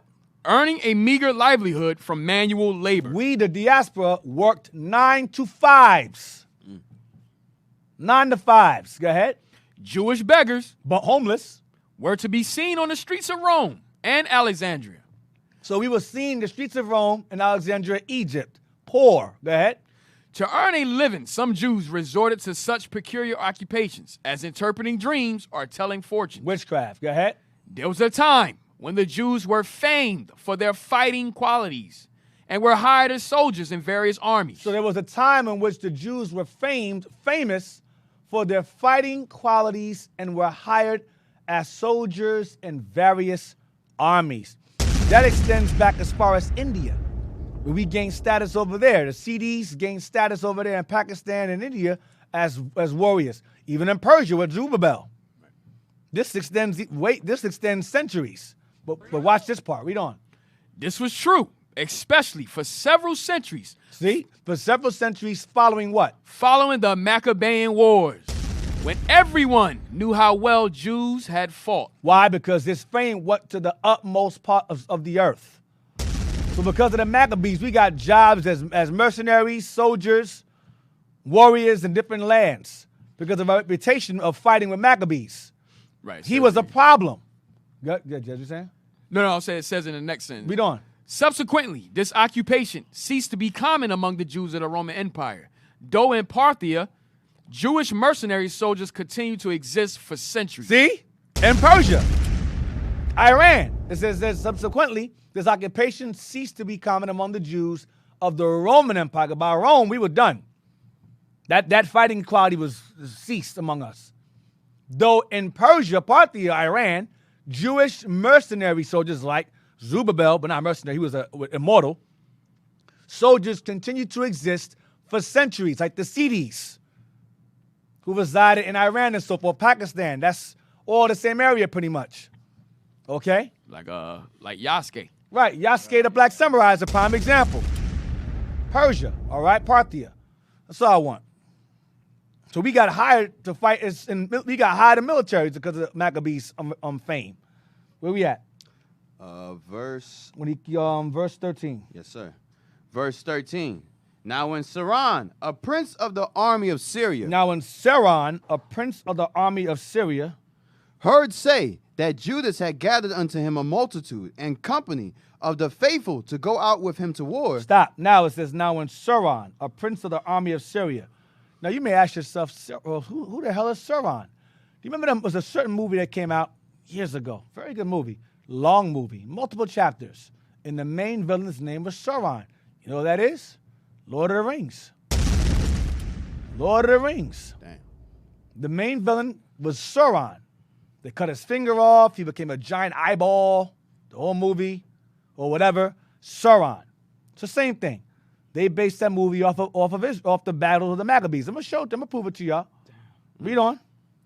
He said, I will get me a name and honor in the kingdom, for I will go fight with Judas and them that are with him, who despise the king's commandment. So I'm going to get me a name, Sauron said, by fighting and killing Judas the Maccabees. Go ahead. So he made him ready to go up, and there went with him a mighty host of the ungodly to help him, and to be avenged of the children of Israel. Mm-hmm. And when he came near to the going up of Beth-horon, Judas went forth to meet him with a small company. Don't think there wasn't no Negroes in this battle with him, too. You had evil Jake on Sauron's army, too. Go ahead. Who, when they saw the host coming to meet them, said unto Judas, how shall we be able, being so few, to fight against so great a multitude and so strong, seeing we are ready to faint with fasting all this day? So his men said, oh man, we've been fasting all day, and this army is massive compared to ours. How are we going to beat them? It said to Judas. Go ahead. Unto whom Judas answered, it is no hard matter for many to be shut up in the hands of a few. Shut up means killed. It's not hard for many to be killed or killed by a few. Go ahead. And with the God of heaven, it is all one. When it comes to God, it's all the same. It's all one the same. No matter how many there are, one can kill thousands. Go ahead. To deliver with a great host or a small company. Right, go ahead. For the victory of the battle standeth not in the multitude of a host. The victory of battle doesn't stand in how many men you have. Go ahead. But strength cometh from heaven. But strength comes from God. Judas Maccabees, when he fought hundreds of thousands at a time with a few thousand on his own. We're talking about 150,000 men versus 3,000, and he's beaten, and they're all whipping ass and not dying. That's impossible. Those are impossible odds. That's crazy. 3,000 men versus 100,000, 40,000, 60,000. Skilled, experienced soldiers, and they're all winning, and no one dies. Everyone comes home to their families. That's of God. That's not natural. It's just not. Most of the men that was fighting with Judah was farmers. Yeah, they weren't even experienced in fighting. Warriors, yeah. Read on. They come against us in much pride and iniquity to destroy us, and our wives and children, and to spoil us. But we fight for our lives and our laws. Go ahead. Wherefore the Lord himself will overthrow them before our faces. And as for you, be ye not afraid of them. Don't be afraid of them. We're going to be all right. Go ahead. Now as soon as he had left off speaking, he leapt suddenly upon them. And so Sauron and his hosts were overthrown before him. And they pursued them from the going down of Beth-horon unto the plain, where were slain about 800 men of them. And the residue fled into the land of the Philistines. Come on. Then began the fear of Judas and his brethren, and an exceeding great dread to fall upon the nations round about them. Go ahead. And so much as his fame came unto the king, and all nations talked of the battles of Judas. That's how we got jobs. That's how they hired us in their military, because his fame went throughout all the world. And guess what? These men that fought with Judas, they had kids. They said, your father fought with Judas and them? You're hired. Instant job, instant. Hey, Deke, in verse 23, it says, now as soon as he had left off speaking, he leapt suddenly upon them. So he didn't give his men, he exhorted them, but he didn't give them time to cast doubt into their mind. He's like, look, after that, you used to start fighting. You just started fighting. He's like, brothers, we're going to win. Ah! We didn't even give them time to think. That's how I fight everybody. They didn't have time to think about it. You didn't have time for that. Go ahead. Verse 27. Now when King Antiochus heard these things, he was full of indignation. He was pissed. Go ahead. Wherefore he sent and gathered together all the forces of his realm. He sent and gathered all the forces of his realm. Go ahead. Even a very strong army. He opened also his treasure and gave his soldiers pay for a year. He went and gave them in advance. He said, I'm going to pay you guys in advance to kill this dude. Go ahead. Commanding them to be ready whensoever he should need when them. I need you, be on call to kill this dude. Go ahead. Nevertheless, when he saw that the money of his treasures failed. He lost money. He's losing men.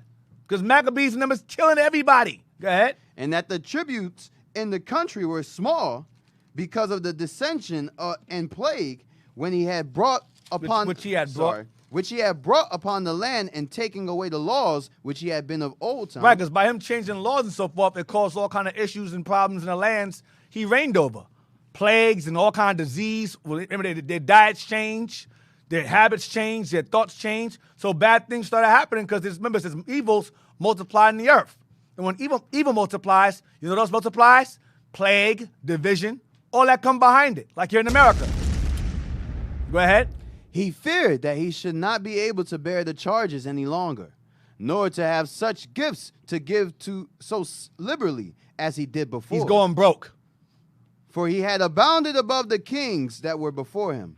Wherefore? He was the wealthiest of the kings before him. He was the wealthiest. But he's losing money because Maccabees and them is whipping behind. Go ahead. Wherefore, being greatly perplexed in his mind, he determined to go into Persia, there to take the tributes of the countries and to gather much money. Come on. So he left Lysias, a noble man and one of the blood of royal, to oversee the affairs of the king from the river Euphrates unto the border of Egypt. Come on. And to bring up his son Antiochus until he came again. So he said, take care of my son Antiochus. This is Antiochus the fifth Eupator.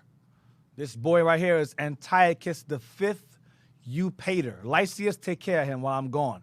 Go ahead. Moreover, he delivered unto him the half of his forces. He delivered unto Lysias, because at this time Antiochus is a little boy, and Lysias is over him. He said, you go gather half my forces. Take care of my affairs while I go get money from somewhere else. Go ahead. And the elephants. So he wants to go get money from Persia to bring back to pay his men to compensate for the money he spent trying to kill Judas unsuccessfully in Persia. Go ahead. And gave him charge of all things that he would have done, as also concerning them that dwelt in Judah and Jerusalem, to wit, that he should send an army against them to destroy and root out the strength of Israel and the remnant of Jerusalem, and to take away their memorial from that place. So this guy Antiochus, his whole goal was to remove us out of the land and to remove any memorial of us ever living there.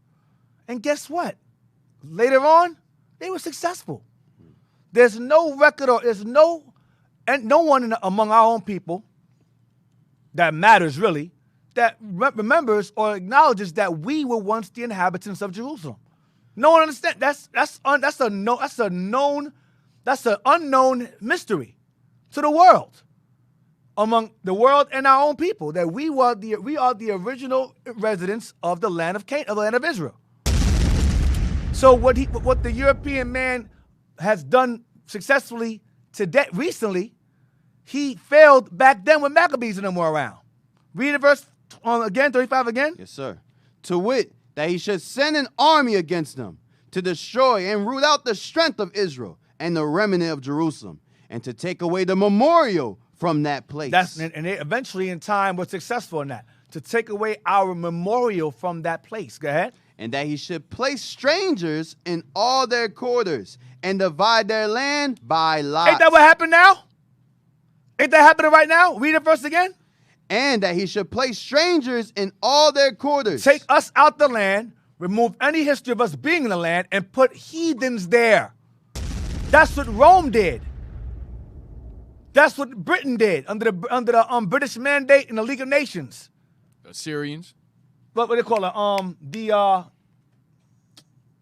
Not Balfour Declaration. What's it called? The Berlin Conference. Berlin Conference. This is Balfour Declaration. Don't confuse me, man. Oh, that's the one where they took Africa, right? They took all different parts of Africa. I'm gonna find right now. You gonna mess me up, man. I'm gonna say the wrong thing. Look stupid on here. Hold on. Nah, I got you, man. It was back in 1917. 1917. The Balfour Declaration. Balfour Declaration. Yeah. Let me make sure. Hold on. I'm sorry, Deke. Oh gosh. Hey, brothers, can y'all pull that up? Pull up the. Let me make sure. Yeah, it's a statement of the British support for the establishment in Palestine of a national home for the Balfour, Jewish right? people. Yeah. Balfour Declaration. This is the Balfour Declaration was successful. Right. It took the land of Israel over. That was their plan to get the land in their possession. Oh shoot! With the help of the British. The Balfour Declaration. The Berlin Conference is the scouting of Africa. Yeah, right. Okay. The Balfour Declaration is when they were planning on taking the land over with the help of the British and League of Nations. So read 35 and 36 again. Yes, sir. Verse 35. To wit, that he should send an army against them to destroy and root out the strength of Israel and the remnant of Jerusalem. Come on, that was his plan, Antiochus. Go ahead. And to take away their memorial from that place. To take away any history of us being in that place. Go ahead, watch this. And that he should place strangers in all their quarters and divide their land by lots. And that he should place strangers in all our quarters, our land, and divide their land by lot. The land is divided, because remember, the land of Israel consists of a lot more than just that part, that little square you see on a map. Their Israel went from northeast Africa, extending into the Near East up to the Euphrates. That's all of Iran. That's part of Iraq. That's all of Syria. That's all Israel there. There's a whole bunch of nations living in Syria, Iran, Iraq, and Palestine. In northeast Africa. That's our land. And there's various nations that reside in those lands. By lot. And they're fighting over it. But the memorial of us living there initially is gone. So where the Greeks failed, later on, they were successful. Based upon the Balfour Declaration and the establishment of there being a state in 1948. Read on. Yes, sir. Verse 37. Give me Daniel real quick. Daniel, they will establish the vision. Yes, sir. They will establish the vision. It's in Daniel. It's referring to this guy. It's referring to this guy too. Antiochus is doing this. This guy was a demon.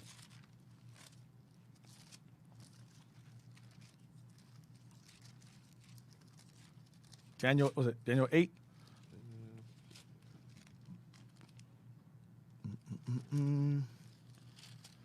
Daniel 8. 11 and 14. 11. Yeah, it's chapter 11. Yeah. Okay. Got it. Sounds like it. Daniel chapter 11 and verse 14.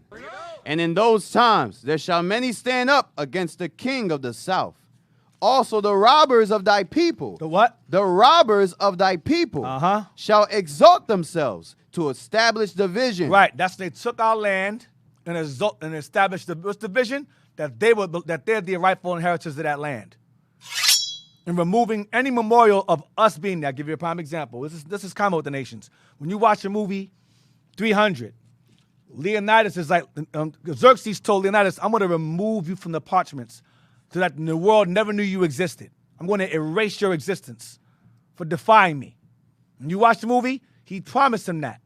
I'm going to remove you from the parchments.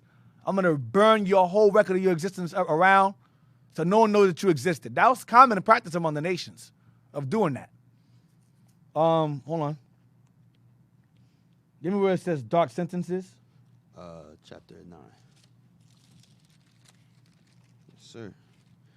chapter 8. Daniel chapter 8. I know it's 8, yeah. And verse 23. And in the latter time of their kingdom, when the transgressors are come to the fore of a king, when the transgressors are come to the fore, a king of fierce countenance. That's Antiochus right here. Go ahead. And understanding dark sentences. Understanding what? Dark sentences. Understanding dark sentences is Antiochus knew the Bible. He was studying it. He knew what our weakness was, what our strengths were. That's why he's the one that passed that law saying, make these guys Greeks. Make everyone one people. Because these guys, when they serve their God and keep these laws of theirs, they're a problem to us. Defile their temple. Once you defile their temple, that disconnects them from their God. Keep them uncircumcised, make them eat pork, and then, over time, take their land over. And because this guy, Judas, wants to be a Judaizer, will kill him and then remove them from the land entirely, put heathens there, and no one will ever know they existed. That same mindset, that same evil is practiced by his descendants today. Right, they trying to disconnect us from the Bible now. Even now. In the schools, this critical race theory thing, the 1619 project. Because they understand dark sentences means the Bible. They understand the Bible. He knew that. That's why when he passed that law of Hellenizing people, it affected other nations, but the target was us. Critical race theory, where they say don't pass laws that protect discomfort, that's not to protect Asian people. Because the white folks went over there and destroyed China. They dropped the bomb on Japan. No, Asians, so they're not referring to them. They're referring to black folks shaming white folks. That law is a law to assist in abolishing white guilt. That's what it is. That law they passed is a law to abolish white guilt, to keep white folks from feeling guilty about what they did to us as a race. That's what that law is for. To read again, 23. Daniel chapter 8 and verse 23.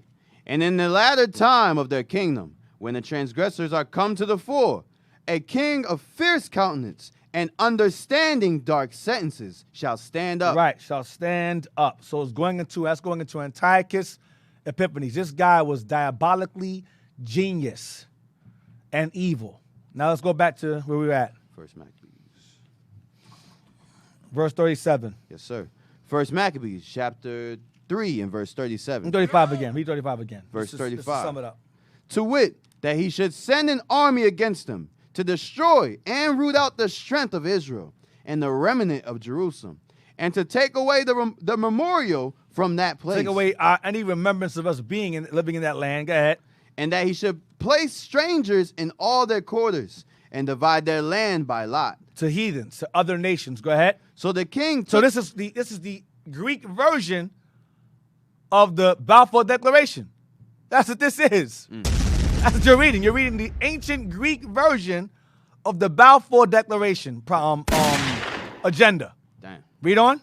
So the king took the half of the forces that remained and departed from Antioch, his royal city, the 147th year.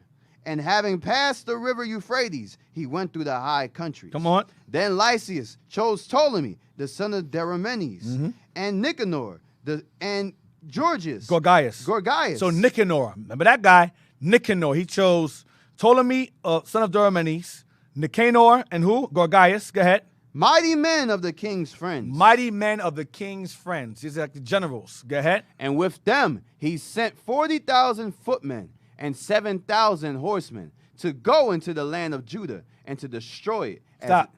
Go ahead. As the king commanded. Stop there. Now, let me see. I want. Give me 2 Maccabees 8 and 1. So he sent in. Lysias chose Ptolemy, son of Deramenes. Deramenes' son Ptolemy is Ptolemy Macron. Okay. And you have Nicanor and Gorgias. So this Ptolemy son of Deramenes is Ptolemy Macron. When you read 2 Maccabees 6, he's the guy where it says by the suggestion of Ptolemy, have them convert to Greek philosophy. That's this guy here. He's the one that motivated Antiochus to go, hey, let's change these Jews around to Greeks like us. All right? So, 2 Maccabees 8, verse 1, we're going to read to verse 9. Yes, sir. 2 Maccabees, chapter 8 and verse 1. Then Judas Maccabeus and they that were with him went privily into the towns and called their kinsfolks together and took unto them all such as continued in the Jews' religion. Assyrians, go ahead. And assembled about 6,000 men. Come on. And they called upon the Lord that he would look upon the people that was trodden down of all, and also pity the temple profaned of ungodly men. Read verse 2 again. That's heavy. Read 2 again. And they called upon the Lord that he would look upon the people that was trodden down of all. Look upon the people that were trodden down of all. Everybody done trodden upon Israel. Everybody. Every nation had their foot on our backs. Every one of them. From the beginning till now. Go ahead. And also pity the temple profaned of ungodly men. Come on. And that he would have compassion upon the city, sore defaced, and ready to be made even with the ground. And hear the blood that cried unto him. Hear the blood of those who were killed by the Greeks. Go ahead. And remember the wicked slaughter of harmless infants. Remember the slaughter of harmless infants. They were killing newborn babies. Guess what? That's nothing new. Right. When the white man came to this side of the world, to the Americas, they were killing harmless infants. When they burned down Black Wall Street, harmless infants. When they burned down Rosewood, harmless infants. When they flooded towns, like in Atlanta, harmless infants. Nothing new under the sun. Native Americans, harmless infants. Go ahead. And remember the wicked slaughter of harmless infants, and the blasphemies committed against his name, and that he would shew his hatred against the wicked. Go ahead. Now when Maccabeus had his company about him, he could not be withstood by the heathen. They could not stop him. Maccabees was impossible to fight, to beat. Go ahead. For the wrath of the Lord was turned into mercy. The wrath of God from the Greeks against us was turned into mercy through the Maccabees. Go ahead. Therefore, he came at unawares and burned up towns and cities. Therefore, Maccabees came up unawares and burned towns and cities. Go ahead. And got into his hands the most commodious places. And took possessions of lands. Go ahead. And overcame and put to flight no small number of his enemies. He killed a lot of people and chased a lot of them off. Go ahead. But specially took he advantage of the night for such as previous attempts. So Maccabees was a master of guerrilla warfare. Right. That's what that is. Guerrilla warfare. That's how they were able to kill so many with small numbers. Because Simon was a strategist and Maccabee was a fighter. So those two together were a problem. And his brothers could fight too. Don't sleep on the three other brothers. They were fighters too. Mm-hmm. Read the verse again. But specially took he advantage of the night. He took advantage of the night. Go ahead. For such privy attempts. For such private attempts. Go ahead. And so much that the bruit of his manliness was spread everywhere. That the bruit of his manliness was spread everywhere. Meaning this man was brutal. Maccabees was a brutal fighter. That's Cutting right. arms, legs, heads off. He didn't give a damn. The man was a beast. His brute manliness was spread everywhere. Go ahead. So when Philip saw that this man increased by little and little, and that things prospered with him still more and more, he wrote unto Ptolemaeus, the governor of Cilicia and Phoenice, to yield more aid to the king's affairs. Yo, we need more men. This guy is gaining more and more momentum, more men, more land. We need more. Go ahead. Then forthwith, choosing Nicanor. Choosing who? Choosing Nicanor. Choosing Nicanor. The son of Patroclus. Son of Patroclus. Go ahead. One of his special friends. And sent him with no fewer than 20,000 of all nations under him to root out the whole generation of the Jews. Damn. And with him he joined also Gorgias, a captain, who in matters of war had great experience. So I'm showing you, is giving you detail of the same men that were picked out. Ptolemaeus, Gorgias, and Nicanor. These men were skilled generals in war with experience. 20,000 in number of warriors and soldiers. Go ahead. So wait. That was verse 9. Now give me 1 Maccabees 3 and 38 now. Let's go back. So that gives you more detail. 2 Maccabees repeats 1 Maccabees 3. 1 Maccabees, chapter 3 and verse 38. Then Lysias chose Ptolemy, the son of Doromenes, and Nicanor, and Gorgias, mighty men of the king's friends. And with them he sent 40,000 footmen and 7,000 horsemen to go into the land of Judah. So Maccabees, 1 Maccabees gives more detail. Go ahead regarding how many. 20,000, and he was really 40 plus 47,000 horsemen, footmen. Go ahead. And to destroy it as the king commanded.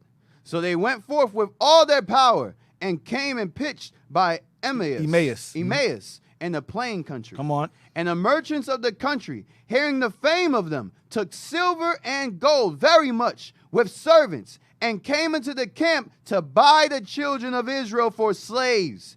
A power also of Syria and of the land of the Philistines joined themselves unto them. 41. Read it again from the top. 41. And the merchants of the country. So the merchants of this country and Emmaus. Go ahead. Hearing the fame of them. Hearing the fame of these men, these three men, Ptolemy, Nicanor, and Gorgias. Go ahead. Took silver and gold. It took silver and gold. Very much with servants, and came into the camp to buy the children of Israel for slaves. So these three men had us as slaves. They had us as slaves. They were going to basically have a slave auction with these three men. And the heathen came to buy us from them at this point in time. Go ahead. A power also of Syria and of the land of the Philistines joined themselves unto them. We're going to stop at verse 41. That was verse 41, sir. All right, now, get me 2 Maccabees 8 and 9. 2 Maccabees, chapter 8 and verse 9. We're going back and forth because it's the same thing repeated in more detail, and 2 Maccabees gives more detail occasionally than the first. Go ahead. Then, forthwith choosing Nicanor, the son of Patroclus, one of his special friends, he sent him with no fewer than 20,000 of all nations. So Nicanor had 20,000. Then one man had 40. One man had 8. That's the first Maccabees said. Nicanor had 20,000 of his own, whereas there was 80,000. You have then first Maccabees gives you details of the rest of the men that they had. Go ahead. He sent him with no fewer than 20,000 of all nations under him. So he sent Nicanor with 20,000 of the number we read earlier in first Maccabees. Go ahead. To root out the whole generation of the Jews. And with him he joined also Gorgias, a captain, who in matters of war had great experience. This guy was experienced in war. These guys are fighters, natural-born fighters. Go ahead. So Nicanor undertook to make so much money. So Nicanor undertook to make so much money. Go ahead. Of the captive Jews, as should defray the tribute of 2,000 talents, which the king was to pay to the Romans. So he was hoping that they were going to take those Jews they had captive and have these nations come up based upon their fame and buy us from them because they owed the Romans tribute. Remember, Antiochus and them owed the Romans money.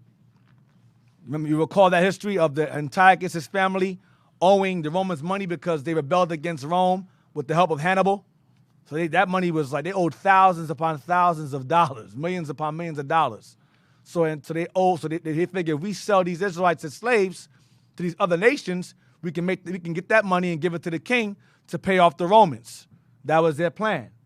Read verse 9 again. Yes, sir. We're going to read all the way to 30. Yes, sir. If we have the time. Go ahead. Verse 9.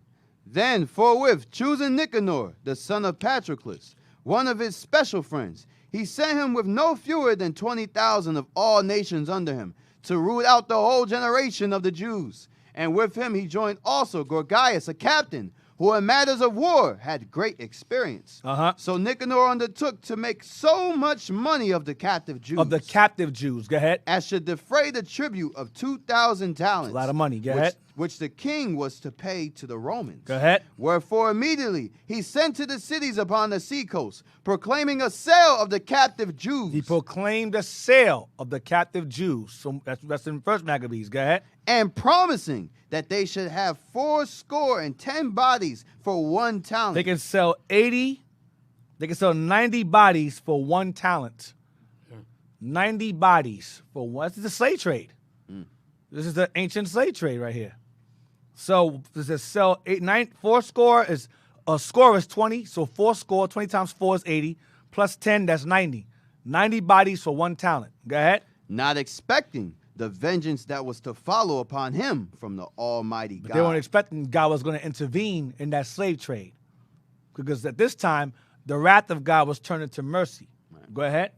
Now, when word was brought unto Judas of Nicanor's coming, and he had imparted unto those that were with him that the army was at hand, go ahead, that they were fearful and distrusted the justice of God, fled and conveyed themselves away. These are Jews that were afraid. Go ahead. Others sold all that they had left.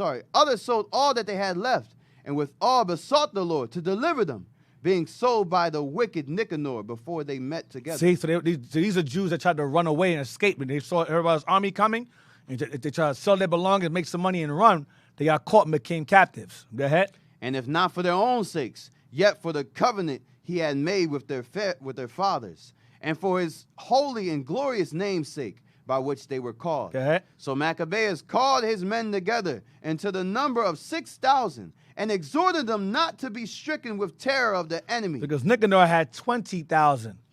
Judas Maccabees had 6,000. So you're talking about a 14,000 difference in manpower. 14,000 more. Go ahead. Nor to fear the great multitude of the heathen who came wrongfully against them, but to fight manfully, and to set before their eyes the injury that they had unjustly done to the holy place, and the cruel handling of the city. He said, you guys are to remember what the Greeks did to our people. Do not forget the evil they did. Remember, let that fuel you. Let that be your strength. Go ahead. Whereof they made a mockery, and also the taking away of the government of their forefathers. Go ahead. For the government is our laws, our leaders. Go ahead. For they, said he, trust in their weapons and boldness. He said, Judas said, these guys trust in their weapons and their boldness. Go ahead. But our confidence is in the Almighty God, who at a beck can cast down both them that come against us and also all the world. Damn. He said that God at a beck, at a call, can cast down all these men in the world itself if he wanted to. Go ahead. Moreover, he recounted unto them what helps their forefathers had found, and how they were delivered. Watch this. When under Sennacherib, 185,000 perished. Remember the time when under King Hezekiah, angel came and killed 185,000 of his men. They ain't even have to fight them. One angel came and killed 185,000 of his military without lifting a sword. In one night. That's right. So don't worry about these guys. Go ahead.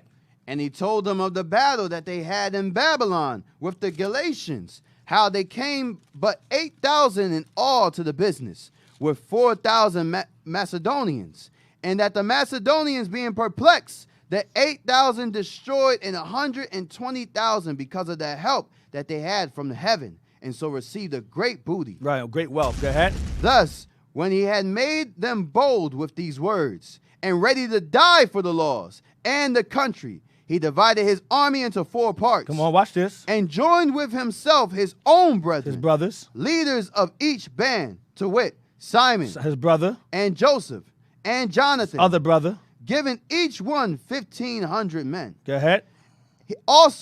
He appointed Eleazar to read the holy book. He had Eleazar to read the holy book. Go ahead. And when he had given them this watchword, the help of God, himself leading the first band, he joined battle with Nicanor. So all of them had a job. They were divided into bands, and all of them had a job to do.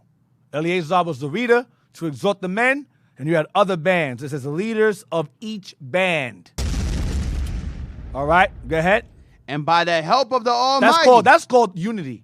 That's called organization, structure, rank. Right. That's rank. That's why Judas went first.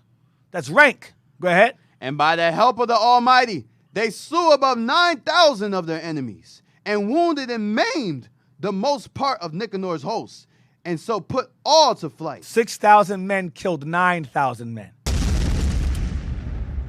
6,000 men killed 9. Go ahead. And took their money that came to buy them and pursued them far. And took the money of the customers that came to buy their brethren in the slave trade. Took their money. Go ahead. But lacking time, they returned. But we had no time to kill more of them.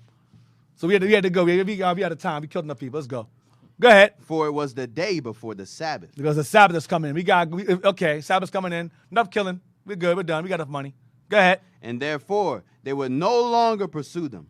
So when they had gathered their army together and spoiled their enemies, robbed our enemies, go ahead, they occupied themselves about the Sabbath. Time to start preparing for the Sabbath, go ahead. Yielding exceeding praise and thanks to the Lord, who had preserved them unto that day. No one got killed.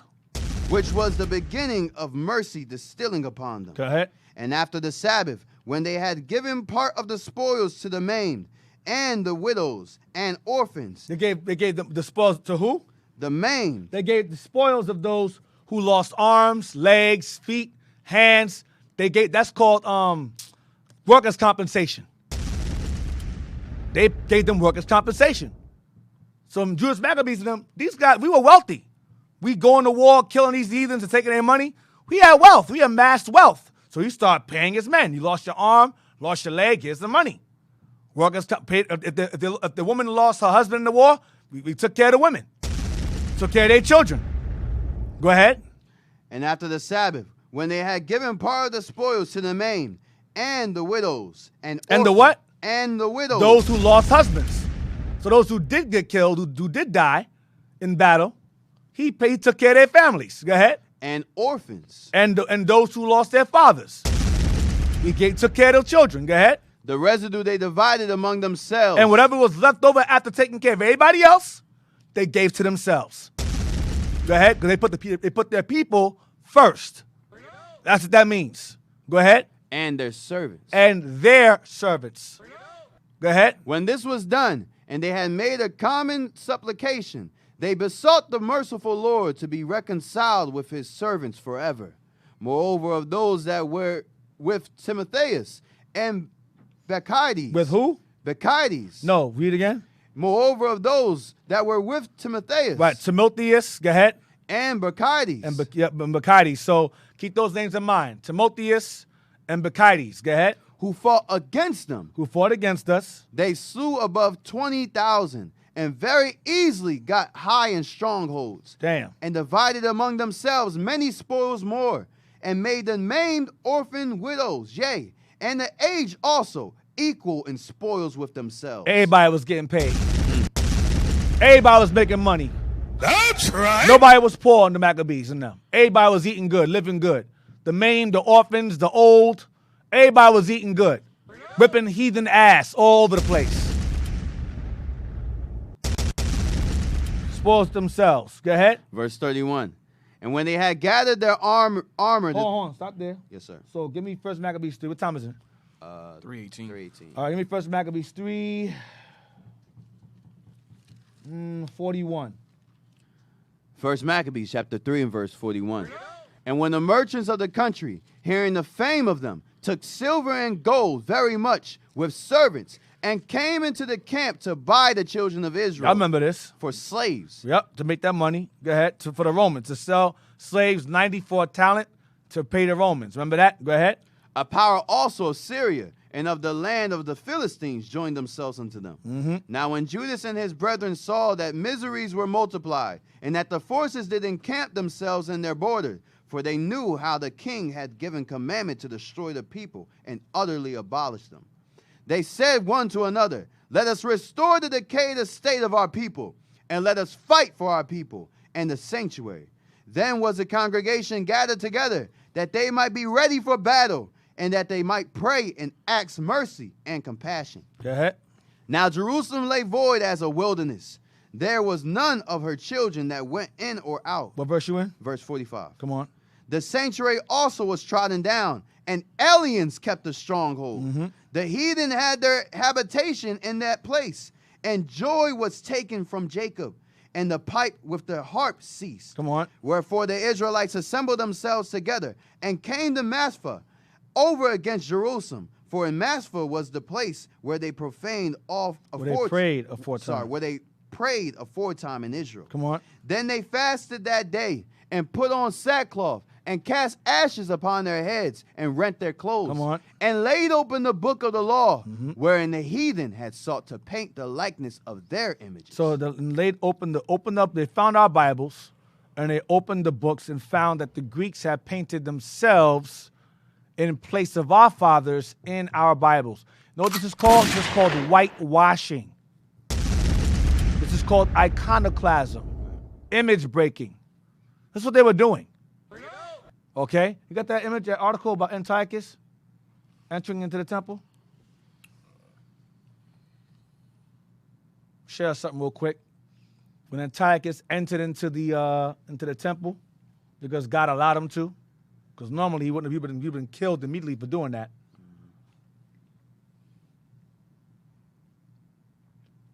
And because Israel was so evil and wicked as hell, God allowed him to go in there. Remember, Heliodorus got beat down for that. But Antiochus didn't because Israel was going off. So the Lord allowed it.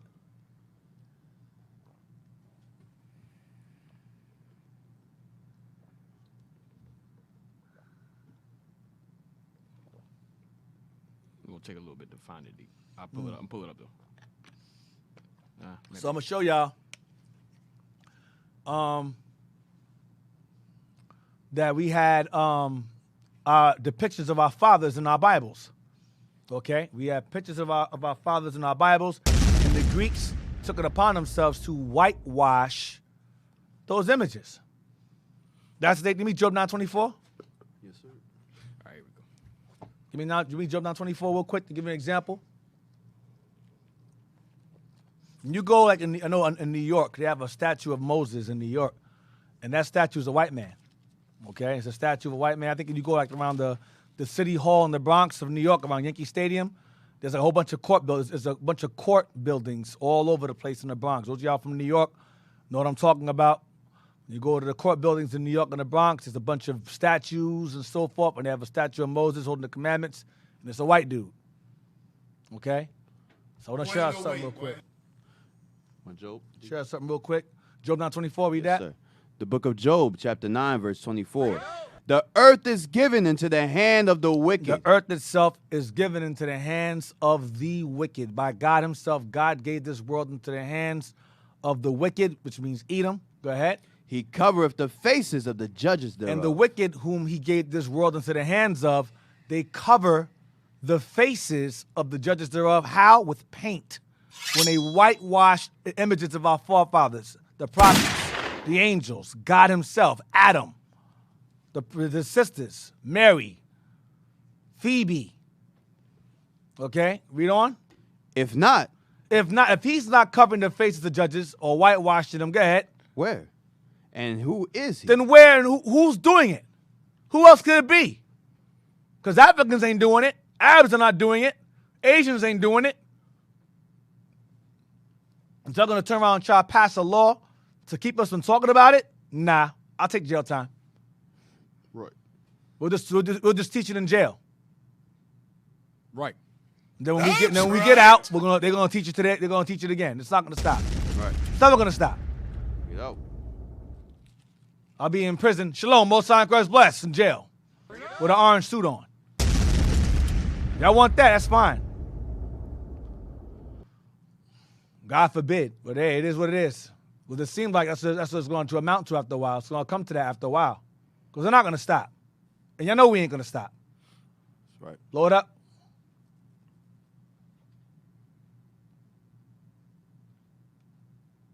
Go to the other page first. Now, how true this is, we're not sure. This is an historical account regarding Antiochus' acts when he entered into the temple. This is an historical account. Go all the way to the bottom. Yeah, Antiochus. All right. Blasphemed. Yeah, that's it. Antiochus declared. Next page. No, go to the top. Menelaus. All right. All the way to the top. Go down. No. Go down. Menelaus, right there. Menelaus acted as guide in this spoliation of the temple. Right. So I want you to keep this in mind. Menelaus. Keep that name in mind. Menelaus.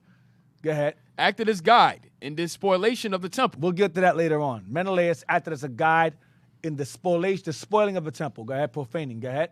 Antiochus blasphemed the God of Israel. Antiochus blasphemed the God of Israel. Go ahead. Whose omnipotence was sung by his followers, but whom he scorned. Whom Antiochus scorned against us by glorifying his omnipotence. Go ahead. Because he did not interfere with the sacrilegious actions to palliate both the massacre of innocent people and the desecration of the temple. Remember, he killed innocent infants and so forth under his command.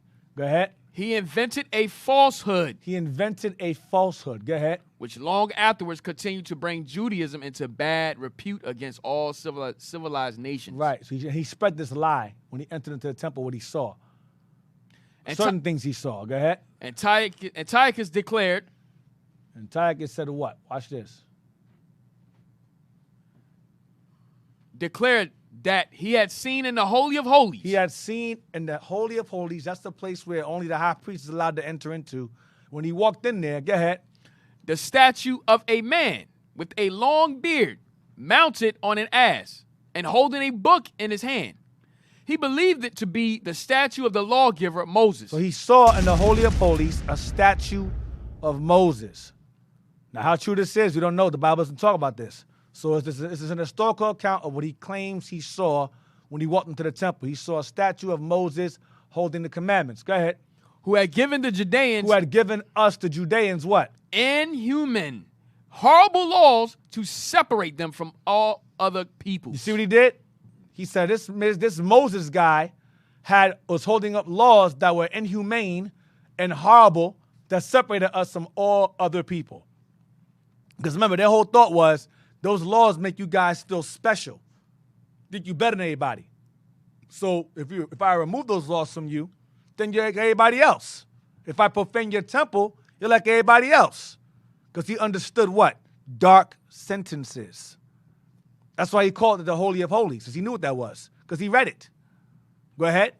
Amongst the Greeks and Romans, the rumor was spread. Amongst the Greeks and Romans, the rumor was spread. What? Go ahead, watch this. The Antiochus had found the head of an ass made of gold in the temple, which the Judeans venerated. Which we worship. That's a lie. Go ahead. And that consequently they worshipped asses. We worship donkeys, he's saying. Go ahead. Remember, we had animals, sculptures and so forth in the temple. Remember, you read about that. The oxen and so forth. He said, oh, they worship these things. No, those are decorations. In the Bible, you know, the reason why, because they do it in their temple. Right, they do it in their temple. He said, you guys think you're better than us, right, but you have the same things that we worship in your temple. Right. He's slandering us. So he's seen what he's seen, but he came out, he turned it into something else. Right. Yes. You guys getting on us for worshiping asses and donkeys, but you got asses and donkeys in your temple here. But we want those are decorations for us. Right. That was designs. These dumbass Greeks is worshiping the asses and so forth. Like go ahead. Like the Egyptians were doing. And Psalm 74 says. Right. Go ahead. Said, venerated, and that consequently they worshiped asses. Antiochus was probably the author of another horrible lie invented to blacken the Judeans. It was said that he had discovered lying in bed in the temple a Greek who entreated to be released, as the Judeans were in the habit of killing a Greek every year. Wow, we were sacrificing Greeks every year. That was his lie. Go ahead. And feeding on his intestines. We were eating them. Go ahead. Meanwhile, swearing hatred against all Greeks whom they were determined to destroy. Whether this vile calumny proceeded directly from Antiochus or whether these fables were only attributed to him, there's no doubt that he blackened the reputation of the Judeans by spreading the report that Judaism inculcated hatred towards all other nations. See that? He says Judaism is what created hatred towards all other nations. What did he call them? He called us a hate group. Right. Extremists. Black identity extremists. Antiochus labeled us a hate group based upon our laws. Boy, ain't no way, boy. Go ahead. This was the first fruit of the long-cherished wish to be associated with the Greeks. See that? Go ahead. A veil of grief was drawn over Jerusalem, and the house of Jacob was dishonored. You see, you can't make this up, man. We were deemed a hate group by the Greeks and the Romans. Whenever white folks come across us, oh, you guys hate everybody. Right. You're a hate group. Now in America, You want to be an Israelite? You want to be a Jew? You're pushing hatred. You're pushing the commandments of God. You're full of hatred. You're into legalism. You pushing legalism. Go back where we was at. We're almost done. What verse we was in? 48. Verse 48. Yes, sir. We're gonna stop at verse 48. You said? Yes, sir. We're gonna finish it up. Go ahead. All right. Verse 49. First Maccabees chapter 3 and verse 49. Verse 48. And laid open the book of the law, wherein the heathen had sought to paint the likeness of their images. Right, they whitewashed our images in our Bibles. Go ahead. They brought also the priest's garments. Right, the example of that is the Sistine Chapel, the Last Supper, the sculptures of Moses I've seen in the courthouses and so forth. These are prime examples. Whitewashing of our ancient paintings, white Jesus movies, The Passion of Christ. That's an example. Go ahead. They brought also the priest's garments, and the first fruits, and the tithes, and the Nazarites they stirred up, who had accomplished their days. Then cried they with a loud voice toward heaven, saying, What shall we do with these? And whither shall we carry them away? For thy sanctuary is trodden down and profaned, and thy priests are in heaviness and brought low. And lo, the heathen are assembled together against us to destroy us. What things they imagine against us, thou knowest. What shall we be able to stand? How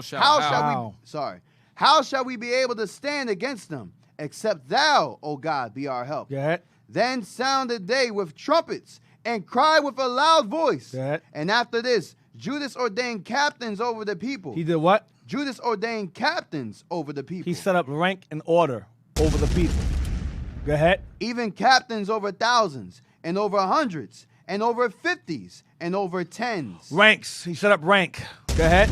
But as for such as were building houses or had betrothed wives. Just got married, newly married. Or were planting vineyards. Or were fearful. Cowardly. Those he commanded that they should return, every man to his own house according to the law. Come on. So the camp removed and pitched upon the south side of Emmaus. That's where the slave trade was going to be held. Go ahead. And Judas said, Arm yourselves and be valiant men, and see that ye be in readiness against the morning, that ye may fight with these nations that are assembled together against us to destroy us and our sanctuary. Come on.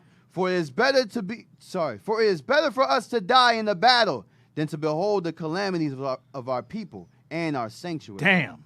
Better for us to die in battle than to behold what we see regarding our people's affliction by these white folks. Go ahead. Nevertheless, as the will of God is in heaven, so let him do. Nevertheless, whatever God allows us to do, we do. So we're going to end it on that.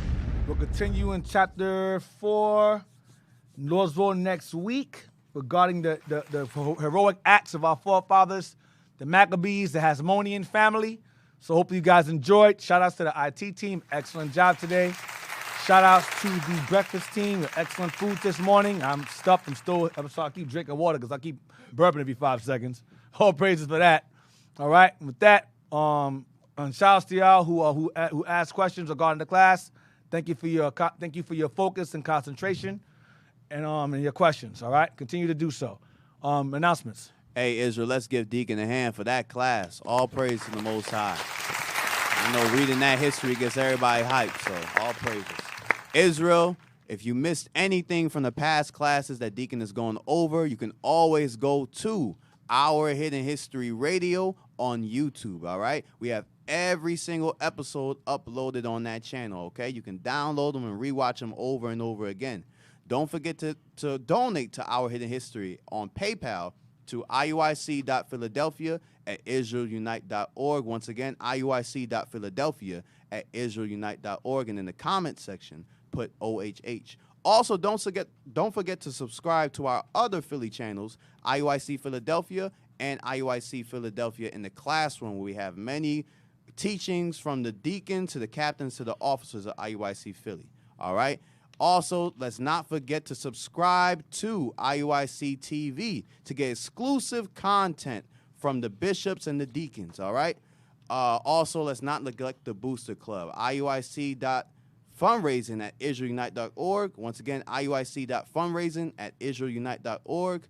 donate to the Booster Club so we can send the prophets throughout the whole world to preach this gospel. All right. Hey, those of y'all who have access to me on certain social platforms, do not ask me questions regarding the class. Go back and watch the videos. Don't ask me who Antiochus Epiphanes is in a social platform. You can just go back and watch the videos. That gets on my nerves. Please don't do that. Go ahead. I'm sorry. Go ahead. That's it, Deacon. All praises. All right. So hope you guys enjoyed the class.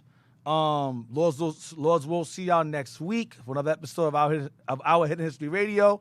Until then, shalom. Watch the class again. Most High in Christ bless. Shalom. Most High in Christ bless. Shalom. Most High in Christ bless.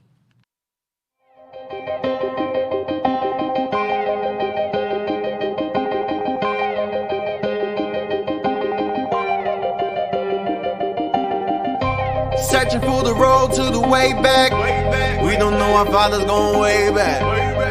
Do you know it? Do you know it? Oh yeah. Oh yeah. We the chosen people, you say no way. Enemies are teaching you the wrong way. Do you know it? Do you know it? Oh yeah. Oh yeah. Do you know it? History. Yeah. Do you know it? Do you know it? Oh yeah. Oh yeah. Do you know it? History. Yeah. Do you know it? Do you know it? Oh yeah. Oh yeah. Do you know it? Tell me, do you know it? Do you know it? Tell me, do you know it? Do you know it? Tell me, do you know it? Do you know it? Tell me, do you know it? Do you know it? Tell me, do you know it? Do you know it? Tell me, do you know it? Do you know it? Tell me, do you know it? Do you know it? Tell me, do you know it? History. Now we going back, Peter on my back for sure.